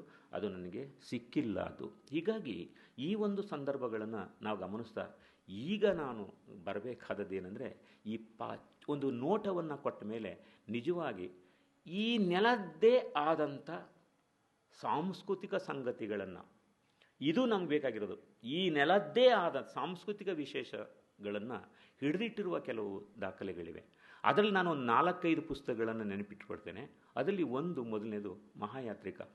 ಮಲೆಯೂರವರು ಮಹಾಯಾತ್ರಿಕ ಇದೆಯಲ್ಲ, ಈ ನಮ್ಮ 15-16ನೇ ಶತಮಾನ ಕಾಲಮಾನದಲ್ಲಿದ್ದ ಶರಣ ಪರಂಪರೆಯ ಮಲೆಯ ಮಹದೇಶ್ವರ ಏನಿಲ್ಲಿ ಸಾಂಸ್ಕೃತಿಕ ವೈಭವದ ಸಂಗತಿಗಳು ಬೆಳೆದಿದೆಯೋ, ಒಂದು ಪರಂಪರೆಯನ್ನೇ ಸೃಷ್ಟಿಯಾಗಿಯೋ, ಅದರ ಮೂಲ ಪುರುಷ ಮಲೆಯ ಮಹದೇಶ್ವರರ ಜೀವನಯಾನವನ್ನು ಕುರಿತು ವಿಸ್ತಾರವಾದಂಥ ಒಂದು ಯಾತ್ರೆಯನ್ನು ಕುರಿತು ಅವರು ಉತ್ತರ ಕರ್ನಾಟಕದ ಉಳಿವಿಯಿಂದ ದಯಮಾಡಿಸಿ ದಕ್ಷಿಣದಲ್ಲಿ ಸಂಚರಿಸಿ ಸುತ್ತೂರಲ್ಲಿದ್ದು ಕುಂತೂರಿನ ಸಂಗತಿಯಲ್ಲಿದ್ದಾಗ ಕುಂತೂರು ಮಠದ ಗುರುಗಳ ಸಹವಾಸದಲ್ಲಿರುವಾಗ ಒಂದು ಹೆಬ್ಬುಲಿ ಪರಿಚಯ ಆಗುತ್ತೆ. ಅದು ಇವ್ರ ಒಡನಾಟದಲ್ಲಿ ಇದೆ ಅಂತ ಆ ಪುಸ್ತಕ ನಾನು ಓದಿದ್ದೀನಿ. ಅದು ಹಿಂದೆ ಟೆಕ್ಸ್ಟ್ ಕೂಡ ಆಗಿತ್ತು BA ದವರಿಗೆ, 96-97ನೇ ಇಸ್ವಿನಲ್ಲಿ ಫಸ್ಟ್ ಇಯರ್ BA BComನವ್ರಿಗೆಲ್ಲ ಟೆಕ್ಸ್ಟ್ ಆಗಿತ್ತು ಅದು. ಆ ರೀತಿಯಾಗಿ ಅವರು ಕುಂತೂರು ಮಠ ಬಿಟ್ಟು ಮರಡಿಗುಡ್ಡ ಕೊಳ್ಳೇಗಾಲಕ್ಕೆ ಬಂದು ಅಲ್ಲಿಂದ ಅವರು ಏನು ಜನಪದ ಕಾವ್ಯದಲ್ಲಿ, ಇದಕ್ಕೆ ಆಧಾರ ಜನಪದ ಕಾವ್ಯನೇ. ಮಲೆಯೂರವರು ಈ ಚಾರಿತ್ರಿಕ ಮಲೆಯ ಮಹದೇಶ್ವರರ ಒಂದು ಯಾತ್ರೆ ಮತ್ತು ಸಂಗತಿಗಳನ್ನು ದಾಖಲಿಸೋದಕ್ಕೆ ನಿಜವಾದ ಆಧಾರ ಇರೋದು ಜಾನಪದ ಸಿರಿ, ಜಾನಪದ ಸಂಸ್ಕೃತಿಯ ಮಹಾಕಾವ್ಯಗಳು ಏನು PKR ಅವರು ನಮಗೆ ಕೊಟ್ಟಿದ್ದಾರೋ ಅಥವಾ ಇಲ್ಲಿ ಕಲಾವಿದರು ಹಾಡ್ತಾರೋ ಅದೇ ಆಧಾರ. ಅದಕ್ಕೆ ಜಾನಪದವಾದ ವಿಷಯವನ್ನು ತಗೊಂಡು ಐತಿಹಾಸಿಕವಾದ ಇದನ್ನು ರೂಪಿಸಿರುವಂಥ ವಿಶೇಷತೆ ಮಲೆಯೂರದು. ಆದರೆ ಅವರು ಅಲ್ಲಿಂದ ಸಿಂಗನಲ್ಲೂರು, ಕಟ್ಟೆಬಸಪ್ಪ, ಅಲ್ಲಿಂದ ಆಚೆ ಕೌದಳ್ಳಿಯಿಂದ ಆಚೆ ತಾಳಬೆಟ್ಟದಿಂದ ಆಚೆಗೆ ಅವರು ಮೂಡಲ ಮಲೆಯಲ್ಲಿ ನೆಲೆಗೊಂಡು ಅನಂತರದ ಜೀವಿತ ಕಾಲದಲ್ಲಿ ನಾಗಮಲೆಯಲ್ಲಿ ಸೇರಿದ ಜಾನಪದದ ಜಾಡನ್ನು ಹಿಡಿದು ರೂಪಿಸಿರುವಂಥ ಸಂಗತಿ. ಇದನ್ನು ಯಾಕೆ ನಾನು ಹೇಳಿದೆ ಅಂತಂದರೆ, ಇದು ಈ ನೆಲದ ಕೊಳ್ಳೇಗಾಲ ಪ್ರಾಂತದ, ಚಾಮರಾಜನಗರದ ಜೀವನಾಡಿ, ಮೈಸೂರು ಜಿಲ್ಲೆಯ ಜೀವನಾಡಿ, ಮಂಡ್ಯ, ರಾಮನಗರ, ಚನ್ನಪಟ್ಟಣ, ಈ ಹಾಸನ ಸುತ್ತಮುತ್ತ ಬೆಂಗಳೂರು ಪ್ರಾಂತ್ಯಕ್ಕೆಲ್ಲ ಹರಡಿ ಮನೆ ಮಾತಾಗಿರುವಂಥ, ಮನದೊಳಗೆ ನೆಲೆಸಿರುವಂಥ ಮಲೆಯ ಮಹದೇಶ್ವರರ ಚಿತ್ರಣವನ್ನು ದಾಖಲಿಸಿರುವಂಥ ವಿಶೇಷತೆ ಇದೆ. ಅದಕ್ಕೊಂದು ಅಪಾಯ ಏನಿದೆ ಅಂತಂದರೆ, ಈ ವಸ್ತುವನ್ನು ಬಳಸಿದ್ರು ಮಲೆಯೂರವರು ಚಾಮರಾಜನಗರದ ನುಡಿಗಟ್ಟಾಗಲಿ ಈ ಪ್ರಾಂತದ ಪ್ರಾದೇಶಿಕ ಭಾಷೆಯ ಸೊಗಸನ್ನಾಗಲಿ ಕಟ್ಟಿಕೊಡುವ ಅಥವಾ ಹಿಡಿದಿಡುವ ದಾಖಲೆಯನ್ನು ಮಾಡಿಲ್ಲ ಅವರು. ಆದರೆ ಒಂದು ಅಪಾಯ ಏನಂತಂದರೆ, ಜಾನಪದರಲ್ಲಿ ಮಹದೇಶ್ವರ ಮಾದಾರಿ ಮಾದಯ್ಯ ಅಂತಲೇ ಜನಪ್ರಿಯ. ದೇವನೂರು ಮಾದೇವರು ಕುಸುಮಬಾಲೆಯನ್ನು ಅರ್ಪಿಸಿರೋದು ನಮ್ಮ ಪೂರ್ವಿಕ ಮಲೆಯ ಮಹದೇಶ್ವರನಿಗೆ ಅರ್ಪಿತ ಅಂತ ಕೊಟ್ಟಿದ್ದಾರೆ. ಅದಾದ ಮೇಲೆ ಬಂದಿರತಕ್ಕಂಥ ಈ ಕಾದಂಬರಿಯಲ್ಲಿ ಅವನು ಮಾದಾರಿ ಅಲ್ಲ, ಅವನು ಯಾವುದೋ ಉನ್ನತ ಅಂತಲ್ಲ, ಅವನು ಈ ಸಮಾಜದ ಶ್ರೇಣೀಕೃತ ಇದರಲ್ಲಿ ಬೇರೆ ಇದನ್ನು ಹುಟ್ಟಿ ಬಂದ ಒಂದು ಪರಂಪರೆಯನ್ನು ಅವರು ದಾಖಲಿಸ್ತಾರೆ.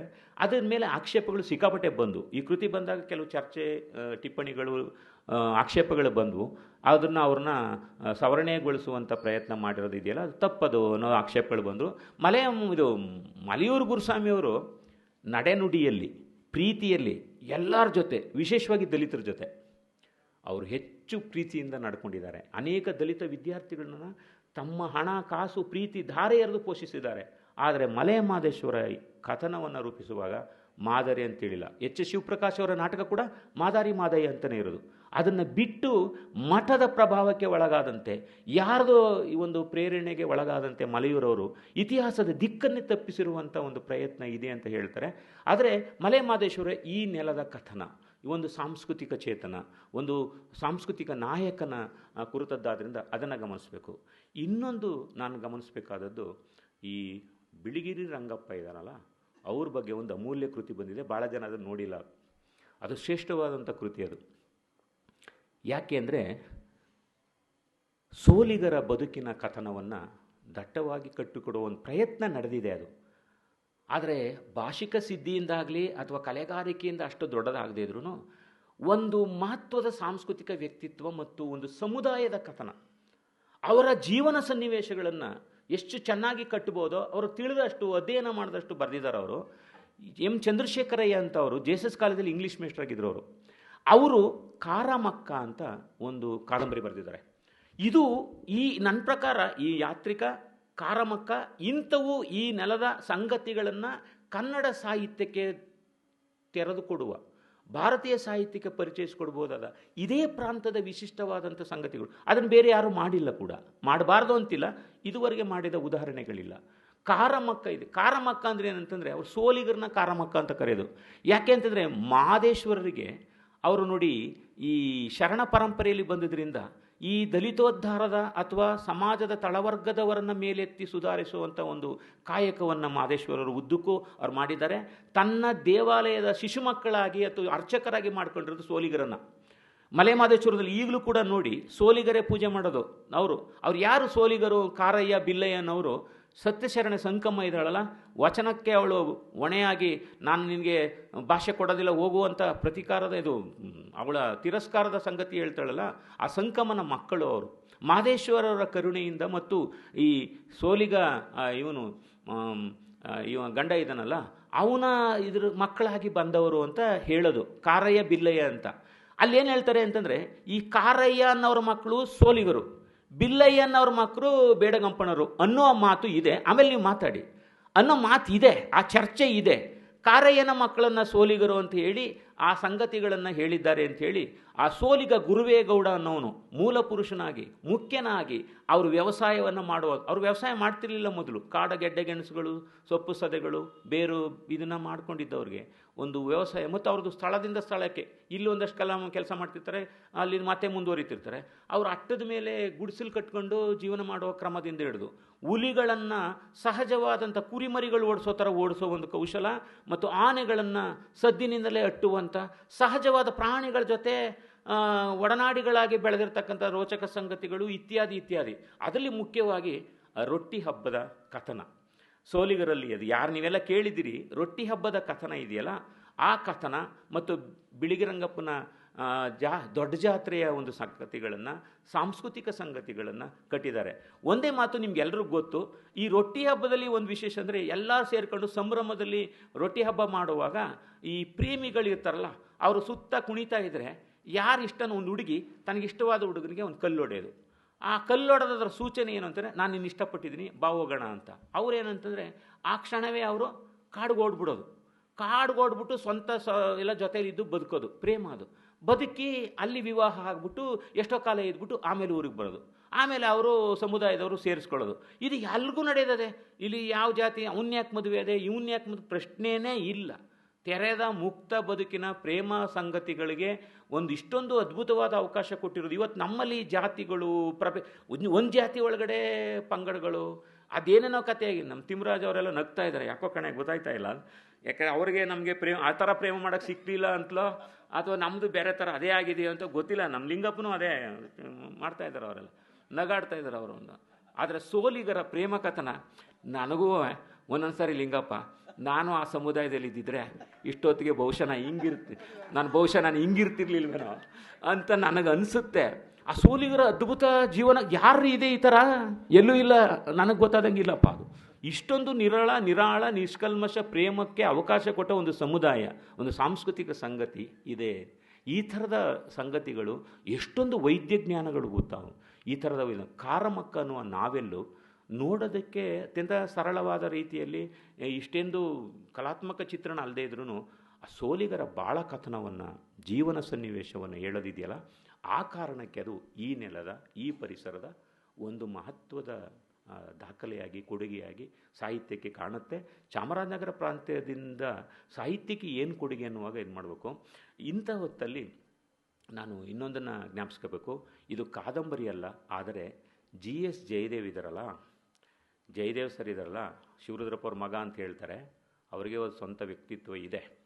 ಅವರು ಎಲ್ರಿಗೂ ಗೊತ್ತು, ದೀನಬಂಧು ಸಂಸ್ಥೆ ಅದೆಲ್ಲ ಸರಿಯೇ ಪ್ರಾಧ್ಯಾಪಕರಾಗಿ ಇದ್ದು ಸೋಲಿಗರ ಜೊತೆ ಕೆಲಸ ಮಾಡುವಾಗ ಪಡೆದ ಅನುಭವಗಳಿದೆಯಲ್ಲ, ಆ ಭಾಳ ಕಥನ, ಸೋಲಿಗರ ಇವರ ಕಾಲದಲ್ಲಿ ಸಿಕ್ಕ ಸೋಲಿಗರನ್ನ ಮಾತಾಡಿಸಿದಾಗ ಇರುವಂಥ ಅದ್ಭುತ. ಆಮೇಲೆ ನನಗೊಂದು ಅನಿಸುತ್ತೆ, ಈ ಕೃತಿಯನ್ನು ಯಾಕೆ ಸಾಹಿತ್ಯ ಪರಿಸರ, ಯಾವುದೇ ಸಾಹಿತ್ಯಿಕ ಸಂಸ್ಥೆ ಈ ಪುಸ್ತಕವನ್ನೇ ನೋಡಲಿಲ್ವ? ಅದ್ಭುತವಾದ ಚಿತ್ರಣ ಅದು. ಯಾವುದೊಂದು ಮಹತ್ವದ ಪ್ರಶಸ್ತಿಗೋ ಅಥವಾ ಸಾಂಸ್ಕೃತಿಕವಾಗಿದ್ದ ಮಹತ್ವದ ದಾಖಲೆ ಅಂತ ಅವರು ಗುರುತಿಸಬೇಕಾಗಿತ್ತು. ಇದ್ದಾರೆ ತುಂಬ ಜನ, ಯಾಕೆ ಅದಾಗಿಲ್ಲ ನನಗೆ ಗೊತ್ತಿಲ್ಲ. ಯಾರಾದರೂ ಅದನ್ನು ನೀವು ಗಮನಿಸಿ. ಸೋಲಿಗ ಚಿತ್ರಗಳು ಇದೆಯಲ್ಲ, ಅದು ಕನ್ನಡ ಸಾಹಿತ್ಯಕ್ಕೆ ಒಂದು ಅಮೂಲ್ಯ ಕಥನ. ಅದು ಕಾದಂಬರಿ ಫಾರ್ಮಲ್ ಇಲ್ಲ, ಆದರೆ ಈ ನೆಲದ ಜೀವಸತ್ವಗಳು, ಜನಸಾಮಾನ್ಯರ ಅನುಭವ, ಅದಕ್ಕೆ ನಾನು ಅದನ್ನು ಭಾಳ ಕಥನ, ಜನಜೀವನದ ಒಂದು ಸಜೀವವಾದಂಥ ಎಕ್ಸ್ಪೀರಿಯನ್ಸ್ಗಳನ್ನು ಎಷ್ಟು ಚೆನ್ನಾಗಿ ಆಮೇಲೆ ಅದಕ್ಕೊಂದು ಮುನ್ನುಡಿ ಬರೆದಿದ್ದಾರೆ ಅವ್ರು, ಯಾರು, ಜಯದೇವ್. ಆ ಪ್ರಸ್ತಾವನೆಯಲ್ಲೇ ಎಂಥ ಅಮೂಲ್ಯ ಮಾಹಿತಿಗಳಿದ್ದಾವೆ ಅಂತ. ಇದು ನನಗೆ ಬಹಳ ಮುಖ್ಯ ಅಂತ ಅನಿಸುತ್ತೆ. ಸೋಲಿಗ ಚಿತ್ರಗಳು ಈ ನೆಲದಿಂದ ಇಡೀ ಸಾಹಿತ್ಯ ಲೋಕಕ್ಕೆ ಕೊಟ್ಟಿರುವಂಥ ಒಂದು ಅದ್ಭುತವಾದಂಥ ಸಂಗತಿ ಇದು ಅನ್ನೋದು ನನ್ನ ವಿಷಯ. ಇನ್ನು ಅನಂತರದಲ್ಲಿ ನಾನು ತಗೊಳ್ಬೇಕಾಗಿರೋದು 2 ಮುಖ್ಯ ಕಾದಂಬರಿಗಳು. ಅದಕ್ಕೆ ಒಂದೊಂದು ಕೃತಿ ಕುರಿತು ಮಾತಾಡೋಕ್ಕೆ ಸಾಕಾಗೋದಿಲ್ಲ, ಆದ್ರೂ ನಾನು ಸ್ಥೂಲಾಂಶವನ್ನಷ್ಟೇ ನಿಮ್ಮ ಹತ್ರ ಮುಂದೆ ಇಡೋಕ್ಕೆ ಇಷ್ಟಪಡ್ತೀನಿ. ಒಂದು, ತಿಮ್ಮಜ್ಜಿಯ ಮ್ಯಾಗ್ಲುಂಡಿ. ನಮ್ಮ ಸ್ನೇಹಿತರಾದಂಥ ಪ್ರಕಾಶ್ ರಾಜ್ ಅವರು ಇಲ್ಲಿದ್ದಾರೆ. ಅವ್ರು ಹೇಳಿದ್ರು, ಬೇಡ ಮಾರಾಯ, ನನ್ನ ಬಗ್ಗೆ ನೀನು ಮಾತಾಡೋಕ್ಕೆ ಹೋಗಬೇಡ, ಅವರು ನೋಡಿ ಇವನೇ ಸದಸ್ಯನಾಗ್ಬಿಟ್ಟು ಇವನ ಬಗ್ಗೆ ಹೊಗಳಿಸ್ಕೊತಾನೆ ಅಂತ ಅನ್ಕೋತಾರೆ ಅಂತ. ಅವರು ಸಾಹಿತ್ಯ ಅಕಾಡೆಮಿ ಸದಸ್ಯರಾಗಿದ್ದು ಈಗ, ಆದರೆ ಆ ಕೃತಿ ಬಂದಿರೋದು 24-25 ವರ್ಷಗಳ ಒಂದು ಕಾಲು ಶತಮಾನದ ಕಥೆ ಇದೆ. 2001 ಅಂತ ಹೇಳ್ತಾರೆ. ನನಗೆ ಆ ಪುಸ್ತಕ ಸಿಕ್ಕಿತ್ತು. ಆದರೆ ಒಂದು ಇದು ಇದೆಯಲ್ಲ, ತಿಮ್ಮಜ್ಜಿಯ ಮ್ಯಾಗ್ಲುಂಡಿ ಕರ್ನಾಟಕದಲ್ಲಿ, ಕನ್ನಡದಲ್ಲಿ ಮೂಡಿ ಬಂದ ಒಂದು ವಿಶಿಷ್ಟವಾದ ಸಾಹಿತ್ಯಿಕ ದಾಖಲೆ. ಅದು ಯಾವ ರೀತಿ ಅಂದರೆ, ಭಾಷೆ, ಪ್ರತಿ ಭಾಷೆಯೂ ಆ ನೆಲದ ನುಡಿಯಲ್ಲೇ ಇದೆ. ದೇವನೂರು ಮಹಾದೇವರಿಗೆ ಎಲ್ಲರೂ ನಾವು ಚಂದ ಅಂತ ಹೇಳ್ತೀವಿ, ಹೌದು, ಚೆನ್ನಾಗಿರೋದು ನಿಜ. ದೇವನೂರು ಮಹಾದೇವರು ಕೂಡ ಅವರೊಂದು ನಿರೂಪಣೆಯ ಕಲೆಯನ್ನು ಸಿದ್ಧಿಸ್ಕೊಂಡು, ನಿರೂಪಣೆಯ ಭಾಷೆಯನ್ನು ತಮ್ಮದು ಒಂಥರ ಸಿದ್ಧಿಸ್ಕೊಬಿಟ್ಟಾರೆ ಅವರು. ಅದು ಆ ನೆಲದ್ದು ಅಲ್ಲ, ಬದನವಾಳಂದು ಅಲ್ಲ, ಅದು ದೇವನೂರದು ಅಲ್ಲ, ಆದರೆ ಅವ್ರದ್ದೊಂದು ರೀತಿ ಸಿದ್ಧಿಸ್ಕೊಂಡವ್ರೆ. ಅದೊಂಥರ ಕಲೆ. ಇದಿದೆಯಲ್ಲ ಈ ಭಾಷೆ ಅನ್ನೋದು ಮ್ಯಾಗ್ಲುಂಡಿದೆ, ಬೆಂಡರವಾಡಿದೆ, ಮ್ಯಾಗ್ಲುಂಡಿದೆ. ಅದು ಬೆಂಗಳೂರುವಾಡಿ ಅನ್ನೋದಕ್ಕಿಂತಲೂ ಮ್ಯಾಗ್ಲುಂಡಿದೆ. ಒಂದು ಮೇಗಲುಂಡಿ ಅನ್ನೋದು, ಇವತ್ತು ನಾನು ಆ ಕಾದಂಬರಿ ಓದ್ಬಿಟ್ಟು ಅವ್ರ ಊರಿಗೆ ಹುಡುಕ ಹೋಗಿದೆ. ಅವ್ರ ಮನೆ ಎಲ್ಲಿದ್ದು ನೋಡೋಣ ಅಂತ. ಅವ್ರಿಗೆ ಗೊತ್ತಿಲ್ಲ, ಅವ್ರ ಮನೆ ಹುಡಿಕೊಂಡು ಹೋಗಿದೆ, ಆದರೆ ಅವ್ರ ಮನೆಯೇ ಇಲ್ಲ ಅಲ್ಲಿ. ಈಗ ಅವ್ರ ಮನೆಯೇ ಇಲ್ಲ. ಕೇಳಿದ್ರೆ ಯಾರು ಹೇಳ್ತಾನೆ, ಅದು ಯಾರೋ ಗೊತ್ತಿಲ್ಲ ಕಣ, ಹೋಗಿ ಅಂತಾರೆ. ಸರ್, ಪ್ರಕಾಶ್ ರಾಜು ನಿರ್ದೇಶನಾಗಿ ಕರ್ನಾಟಕದಲ್ಲಿ ಹೆಸರು, ಆದರೆ ಅದು ಯಾರಾಗ ಗೊತ್ತಿಲ್ಲ ಕಣ, ಹೋಗಿ ಅಂತ. ಆಮೇಲೆ ಹೌದು, ಅದು ಅವ್ರದ್ದೇ ಮನೆ, ಅದು ಈಗ ಅಲ್ಲಿಲ್ಲ ಬಿಡಿ ಅಂತ. ಆ ಮನೆಗೆ ಸಂಬಂಧಪಟ್ಟವರು ಈ ಕಡೆ ಎದುರುಗಡೆ ಮನೆಯಲ್ಲಿ ಯಾರೋ ಬಳ್ಳಾಟ ಮಾಡ್ತಾ ಇದ್ದಾರೆ. ನಾನು ಅಷ್ಟೊಂದು ಆಸೆ ಪಟ್ಬಿಟ್ಟು ಹುಡಿಕೊಂಡು ಹೋಗಿದ್ದೆ, ಅದು ಅವ್ರಿಗೆ ಗೊತ್ತಿಲ್ಲ. ಅದಾದಮೇಲೆ ಎಷ್ಟೋ ದಿನ ಮೇಲೆ ಹೇಳಿದೆ ನಾನಷ್ಟೆ.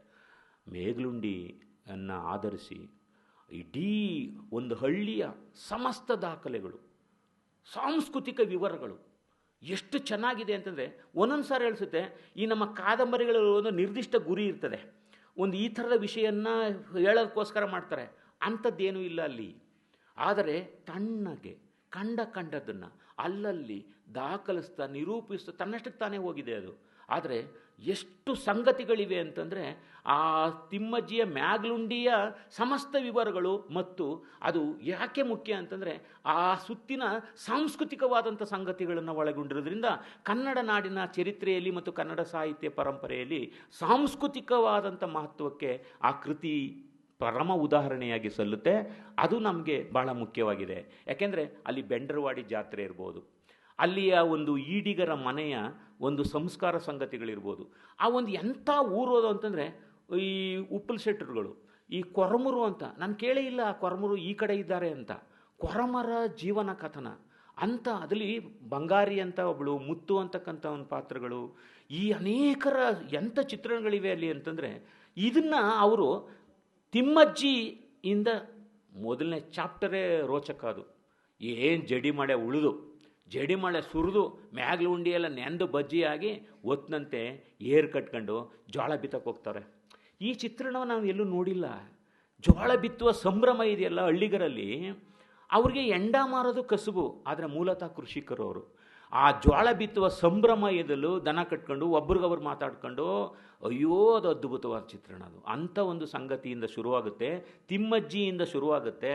ಆದರೆ ಆ ಇಡೀ ಕಥನ ರೂಪುಗೊಂಡಿರೋದು ಅವರ ಮಗಳು ಮಗ ಪುಟ್ಟರಾಜ ಅಂತ ಇರ್ತಾನೆ, ಅವನ ಸ್ವಾಮಿ ಅಂತ ಕರೀತಿರ್ತಾರೆ. ಆ ಪುಟ್ಟರಾಜನ ಕಣ್ಣಲ್ಲಿ ಇಡೀ ಊರ ಜೀವನ, ಇಡೀ ಸಾಂಸ್ಕೃತಿಕ ಬದುಕು, ಸಮುದಾಯದ ಸಂಗತಿಗಳು ಅತ್ಯಂತ ಶ್ರೇಷ್ಠ ರೂಪದಲ್ಲಿ ನಿರೂಪಣೆಗೊಂಡಿವೆ. ಅದು ವಿಶೇಷ. ಅಲ್ಲಿ ಸಹಬಾಳ್ವೆಗಿದೆ, ಅನೇಕ ಜಾತಿ ವೈಷಮ್ಯದ ಸಂಗತಿಗಳು ಬರ್ತವೆ. ಎಲ್ಲಕ್ಕಿಂತ ಹೆಚ್ಚಾಗಿ ಅಲ್ಲಿ ಈ ದಾಸಣ್ಣನಂಥ ಪಾತ್ರಗಳಿರ್ಬೋದು, ಅಲ್ಲಿ ಸಾವಿತ್ರಿಯ ಪಾತ್ರಗಳಿರ್ಬೋದು, ಅಲ್ಲಿ ಕಮಲಾಕ್ಷಿ ಅಂತ ಒಬ್ಬ ಹೆಂಗಸು, ಒಂಥರ ನಾನು ಓದಿರೋ ಯಾವ ಕಾದಂಬರಿಲೂ ಕಾಣದಿರ್ತಕ್ಕಂಥ ವಿಚಿತ್ರ ಸ್ವಭಾವದ ಒಂದು ಹೆಂಗಸು ಅವಳು.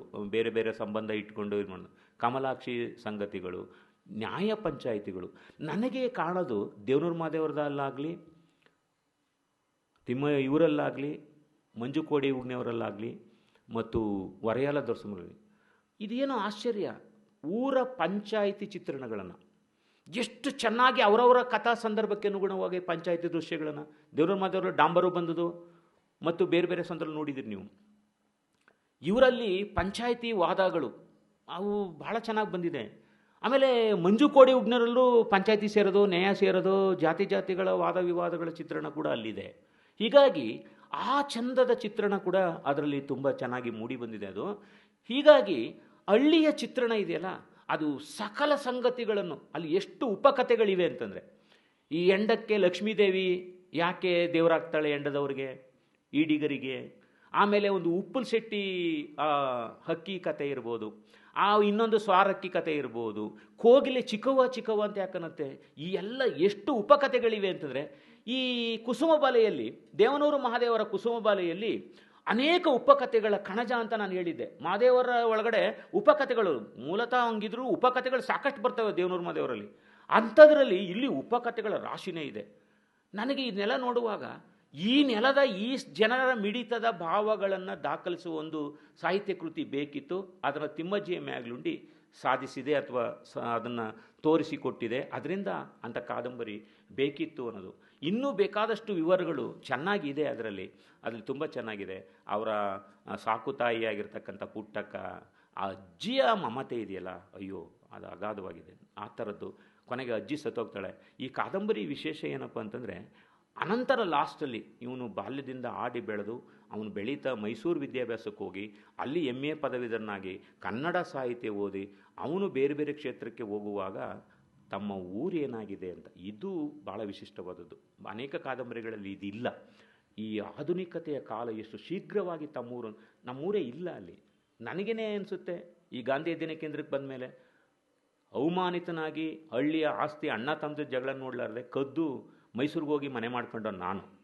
ಈಗ ಗಾಂಧಿ ಅಧ್ಯಯನ ಕೇಂದ್ರ ಪ್ರಸನ್ನ ಇಂಥವರ ಸಂಪರ್ಕ, ಗಾಂಧಿ ಭವನ ಸಂಪರ್ಕದಿಂದಾಗಿ ವಾಪಸ್ ಹಳ್ಳಿಗೆ ಹೋಗಿ ಏನಾರು ಮಾಡಬೇಕು ಅಂತ ಅಂದ್ಕೊಂಡ್ರೆ ನನ್ನ ಬಾಲ್ಯದ ಊರೇ ಇಲ್ಲ ಅಲ್ಲಿ.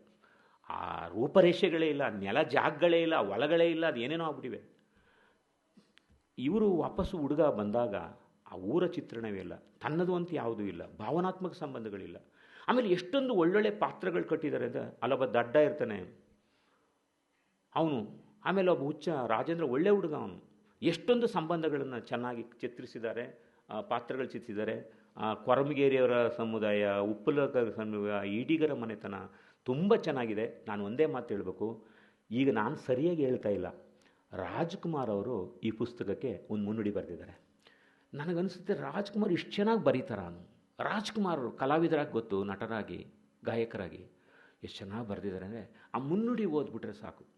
ಆ ಓದುವಾಗ ನನಗೆ ಬಾಲ್ಯದ ನೆನಪುಗಳು ಎದ್ದು ಬಂದವು. ಆ ಈಡಿಗರ ಮನೆ ಎಂಡದ ವಾಸನೆ, ಘಮ ಇತ್ಯಾದಿ ಇತ್ಯಾದಿ ಅಂತ. ಹೀಗಾಗಿ ಆ ಥರದ ಸಂಗತಿಗಳು ಇದ್ದಾವೆ. ಇದನ್ನು ನಾವು ಸೂಕ್ಷ್ಮವಾಗಿ ಗಮನಿಸಬೇಕು. ಇಂಥ ಸಾಂಸ್ಕೃತಿಕ ದಾಖಲೆಗಳು, ಈ ನೆಲದ್ದೇ ಆದ ಸಾಂಸ್ಕೃತಿಕ ಸಂಗತಿಗಳು ಇಲ್ಲಿ ಇದ್ದಾವೆ. ಇನ್ನೊಂದು ಅದೇ ಥರದ ಅಪರೂಪದ ಕಾದಂಬರಿ ಚಪ್ಪೋಡು ಓದಿದಾಗ ಸುಸ್ತಾಗ್ಬಿಟ್ಟೆ ನಾನು. ಮಂಜುನಾಥ್ ಪ್ರಸನ್ನ ಅವ್ರನ್ನ ಇದುವರೆ ನಾನು ಗಮನಿಸೇ ಇಲ್ಲ. 1912-13 ಇಸ್ವಿನಲ್ಲಿ ಅವರು ನೆಲದ ಜೀವ ಇವರೇ ಪ್ರಕಟಿಸಿ ನನಗೆ ಕೊಟ್ಟಿದ್ರು, ಓದಿಲ್ಲ, ಮೊನ್ನೆವರೆಗೂ ಓದಿಲ್ಲ. ಅನೇಕ ಪುಸ್ತಕ ಕೊಟ್ಟು ಓದಿಲ್ಲ. ಅದರಲ್ಲಿ ಏನಾಗಿದೆ ಅಂತಂದರೆ, ಚಪ್ಪೋಡು ಇದೆಯಲ್ಲ, ಸೂರಳ್ಳಿಯ ಒಂದು ಸಾಂಸ್ಕೃತಿಕ ಬದುಕು ಎಷ್ಟು ಚೆನ್ನಾಗಿ ಬರೀತಂದರೆ, ಚಿನ್ನಸ್ವಾಮಿ ಹೇಳಿದ್ರು ಹೆಂಗೆ ಸಿದ್ಧಿಸ್ಬಿಟ್ಟಿದೆ ಅವ್ರಿಗೆ ಬರೆಯೋದು ಅಂತಂದರೆ, ಒಂದು ಹಳ್ಳಿಯ ಚಿತ್ರಣವನ್ನು ಜಾತಿ ಸಂಗತಿಗಳನ್ನು ಎಷ್ಟು ಚೆನ್ನಾಗಿದ್ದು ಮಾಡಿದ್ದಾರೆ ಅಂತಂದರೆ ಭಾಳ ವಿಶೇಷ. ಅಲ್ಲಿ ಯಾರೋ ತಪ್ಪು ತಿಳ್ಕೊಬೇಡಿ, ಅಲ್ಲಿ ಪಾರ್ವತಿ ಅಂತ ಒಂದು ಹುಡುಗಿಯ ಸೌಂದರ್ಯವನ್ನು ಬರೀತಾರೆ. ಕುಂತ್ಕೊಂಡು ಓದೋಕ್ಕಾಗಲ್ಲ ಅದನ್ನ. ನಿಜ ಅಲ್ಲ, ನನ್ನಂಥ ಬ್ರಹ್ಮಚಾರಿಗೆ ಹಂಗಾಗಿರ್ಬೇಕಾದ್ರೆ ಅದೇ ಮೇಡಮ್ ಅಂತಾರೆ, ನನಗೆ ಯಾವ ಮುಜುಗರ ಇಲ್ಲ, ಎಲ್ಲನೂ ಹೇಳ್ಬಿಡೋದೆ ಎಲ್ರಿಗೂ.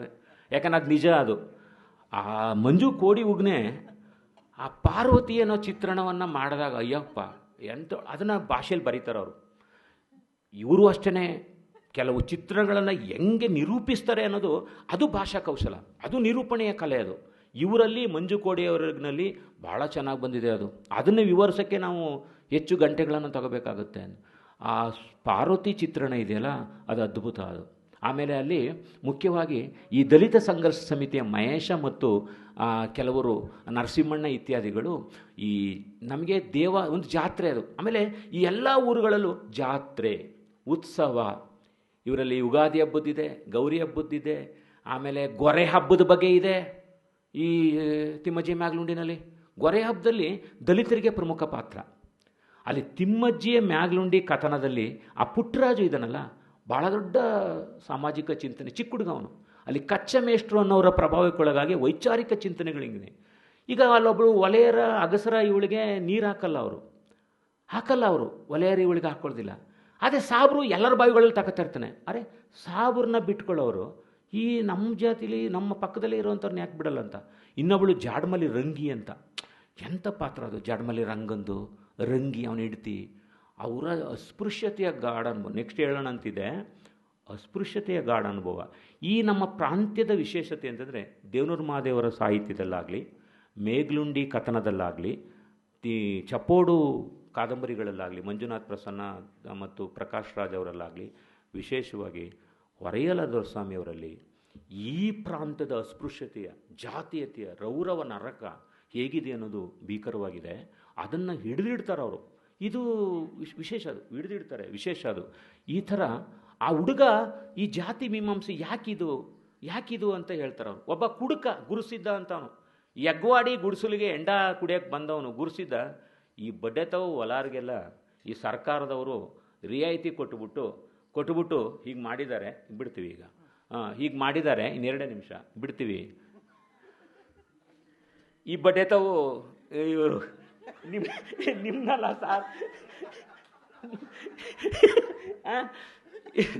ಈ ಬಡ್ಡೆತವು ಸರ್ಕಾರದವರು ಹೊಲಾರಿಗೆಲ್ಲ ಈ ಥರ ಚೀಟಿ ಕೊಟ್ಬಿಟ್ಟು ಹುದ್ದೆಗಳನ್ನು ಅವರು ಕೊಟ್ಬಿಟ್ಟು, ನೋಡ್ಯೋ ನಾವು ಓದಿದ್ರು ಕೆಲಸ ಇಲ್ಲಕ್ಕ ಮರೆಯ, ಅಲ್ಲೊಬ್ಬ ರೈಲ್ವೆ ಗ್ಯಾಂಗ್ ಮನ್ ಒಬ್ಬ ಇರ್ತಾನೆ, ಕುಡ್ಕೊಂಡು ತೂರಾಡ್ಕೊ ಹೋಯ್ತಿರ್ತಾನೆ, ನನ್ನ ಮಗ ರೈಲ್ ಬತ್ತು ಹೋಗಲು ಬಾಟ ತೋರಿಸಿ ಹೋಗು ನೀನು ಅಲ್ಲಿಗೆ ಅಂತ. ನಾನು ಅದರಿಂದ ಸರ್ ಅವನು ಹೇಳೋದು ಈ ಬಟ್ಟೆ ತಗೋ ಅಂತ ಪಾತ್ರದಲ್ಲಿ ಹೇಳಿದ್ರು. ಈ ಸರ್ಕಾರದವರು ನಮ್ಮ ಕೆಲಸ ಕೊಡದೆ ಒಲೆಯರು ಕೊಟ್ಬಿಟ್ಟು ಎಚ್ಕೊಬಿಟ್ರೆ ಕಣೆ ಕೊಬ್ಬು ಅಂತ. ಆಮೇಲೆ ಕುಸುಂಬಲ್ಲೂ ಅದೇನೇ ಅದು, ಇದು ಇನ್ನೇನೋ ಬಿಡ ಮರೆಯ, ನಾಳೆಯಿಂದ ಹೊಲಾರು ಅನ್ನ ತುಪ್ಪನೆ ಕಣ ಉಣ್ಣೋದು, ಇನ್ಮೇಲೆ ಅವ್ರನ್ನ ಹೊಲಾರು ಮಾತಾಡ್ಸೋಕ್ಕದ್ದೇನೆ, ಜೀತ ಕರೆಯೋಕ್ಕದ್ದೇನೆ, ಬುಡೆ ಬನ್ನಿ ಸಮಯ ಬನ್ನಿ ಬನ್ನಿಯಪ್ಪ ಅಂದನು. ಆ ಸಖತ್ತು ಜೀವಂತ ಚಿತ್ರಣ ತಿಮ್ಮಜ್ಜಿ ಮ್ಯಾಗ್ಲುಂಡಿ ಜೋರಾಗಿದೆ. ಅಲ್ಲೊಬ್ಬ ಗುರುಸಿದನವ ಕುಡ್ದಾದ್ಮೇಲೆ ಹೆಂಗೆ ಗೊತ್ತಾ, ಜಾತಿ ಮಾಡ್ತಿದ್ದವನು ಕುಡ್ದಾದ್ಮೇಲೆ 4-5 ಜನ ಸೇರ್ಕೊಬಿಟ್ಟು ದಲಿತರು, ಅವರು ಕೂಲಿಗಿಲಿಗೆ ಹೋಗಿದವ್ರಲ್ಲ, ಅವ್ರು ಕಾಳು ಇವನು ತಿಂದು ಪುಳ್ಳೆ ಕಳೆಪುರಿ ಇವನು ತಿನ್ಕತಾನೆ, ತಗಡ ಅಂತ ತಿನ್ಕಾಗ್ನಿ ಎಗಲ ಮೇಲೆ ಕೈ, ಅಯ್ಯಪ್ಪ ಅಲ್ಲೊಬ್ಬ ಇರ್ತಾನೆ, ಇದೇ ಇನ್ನೂ ಚೆನ್ನಾಗದ ಅದು, ನನಗೆ ಹೇಳಕ್ಕೆ ಬಿಡ್ತಾ ಇಲ್ಲ, ಏನು ಚೆನ್ನಾಗದೆ ಗೊತ್ತಾ ಅದು. ಇಬ್ರು ಕೈ ಹಾಕೋಯ್ತು, ನೋಡಪ್ಪ ಈಗ ತಾನೇ ಜಾತಿ ಬೈದವ, ಅದಕ್ಕೆ ಕಣೆ ಕುಡುಕರಿಗೆ ಜಾತಿ ಇಲ್ಲ ಅಂತ.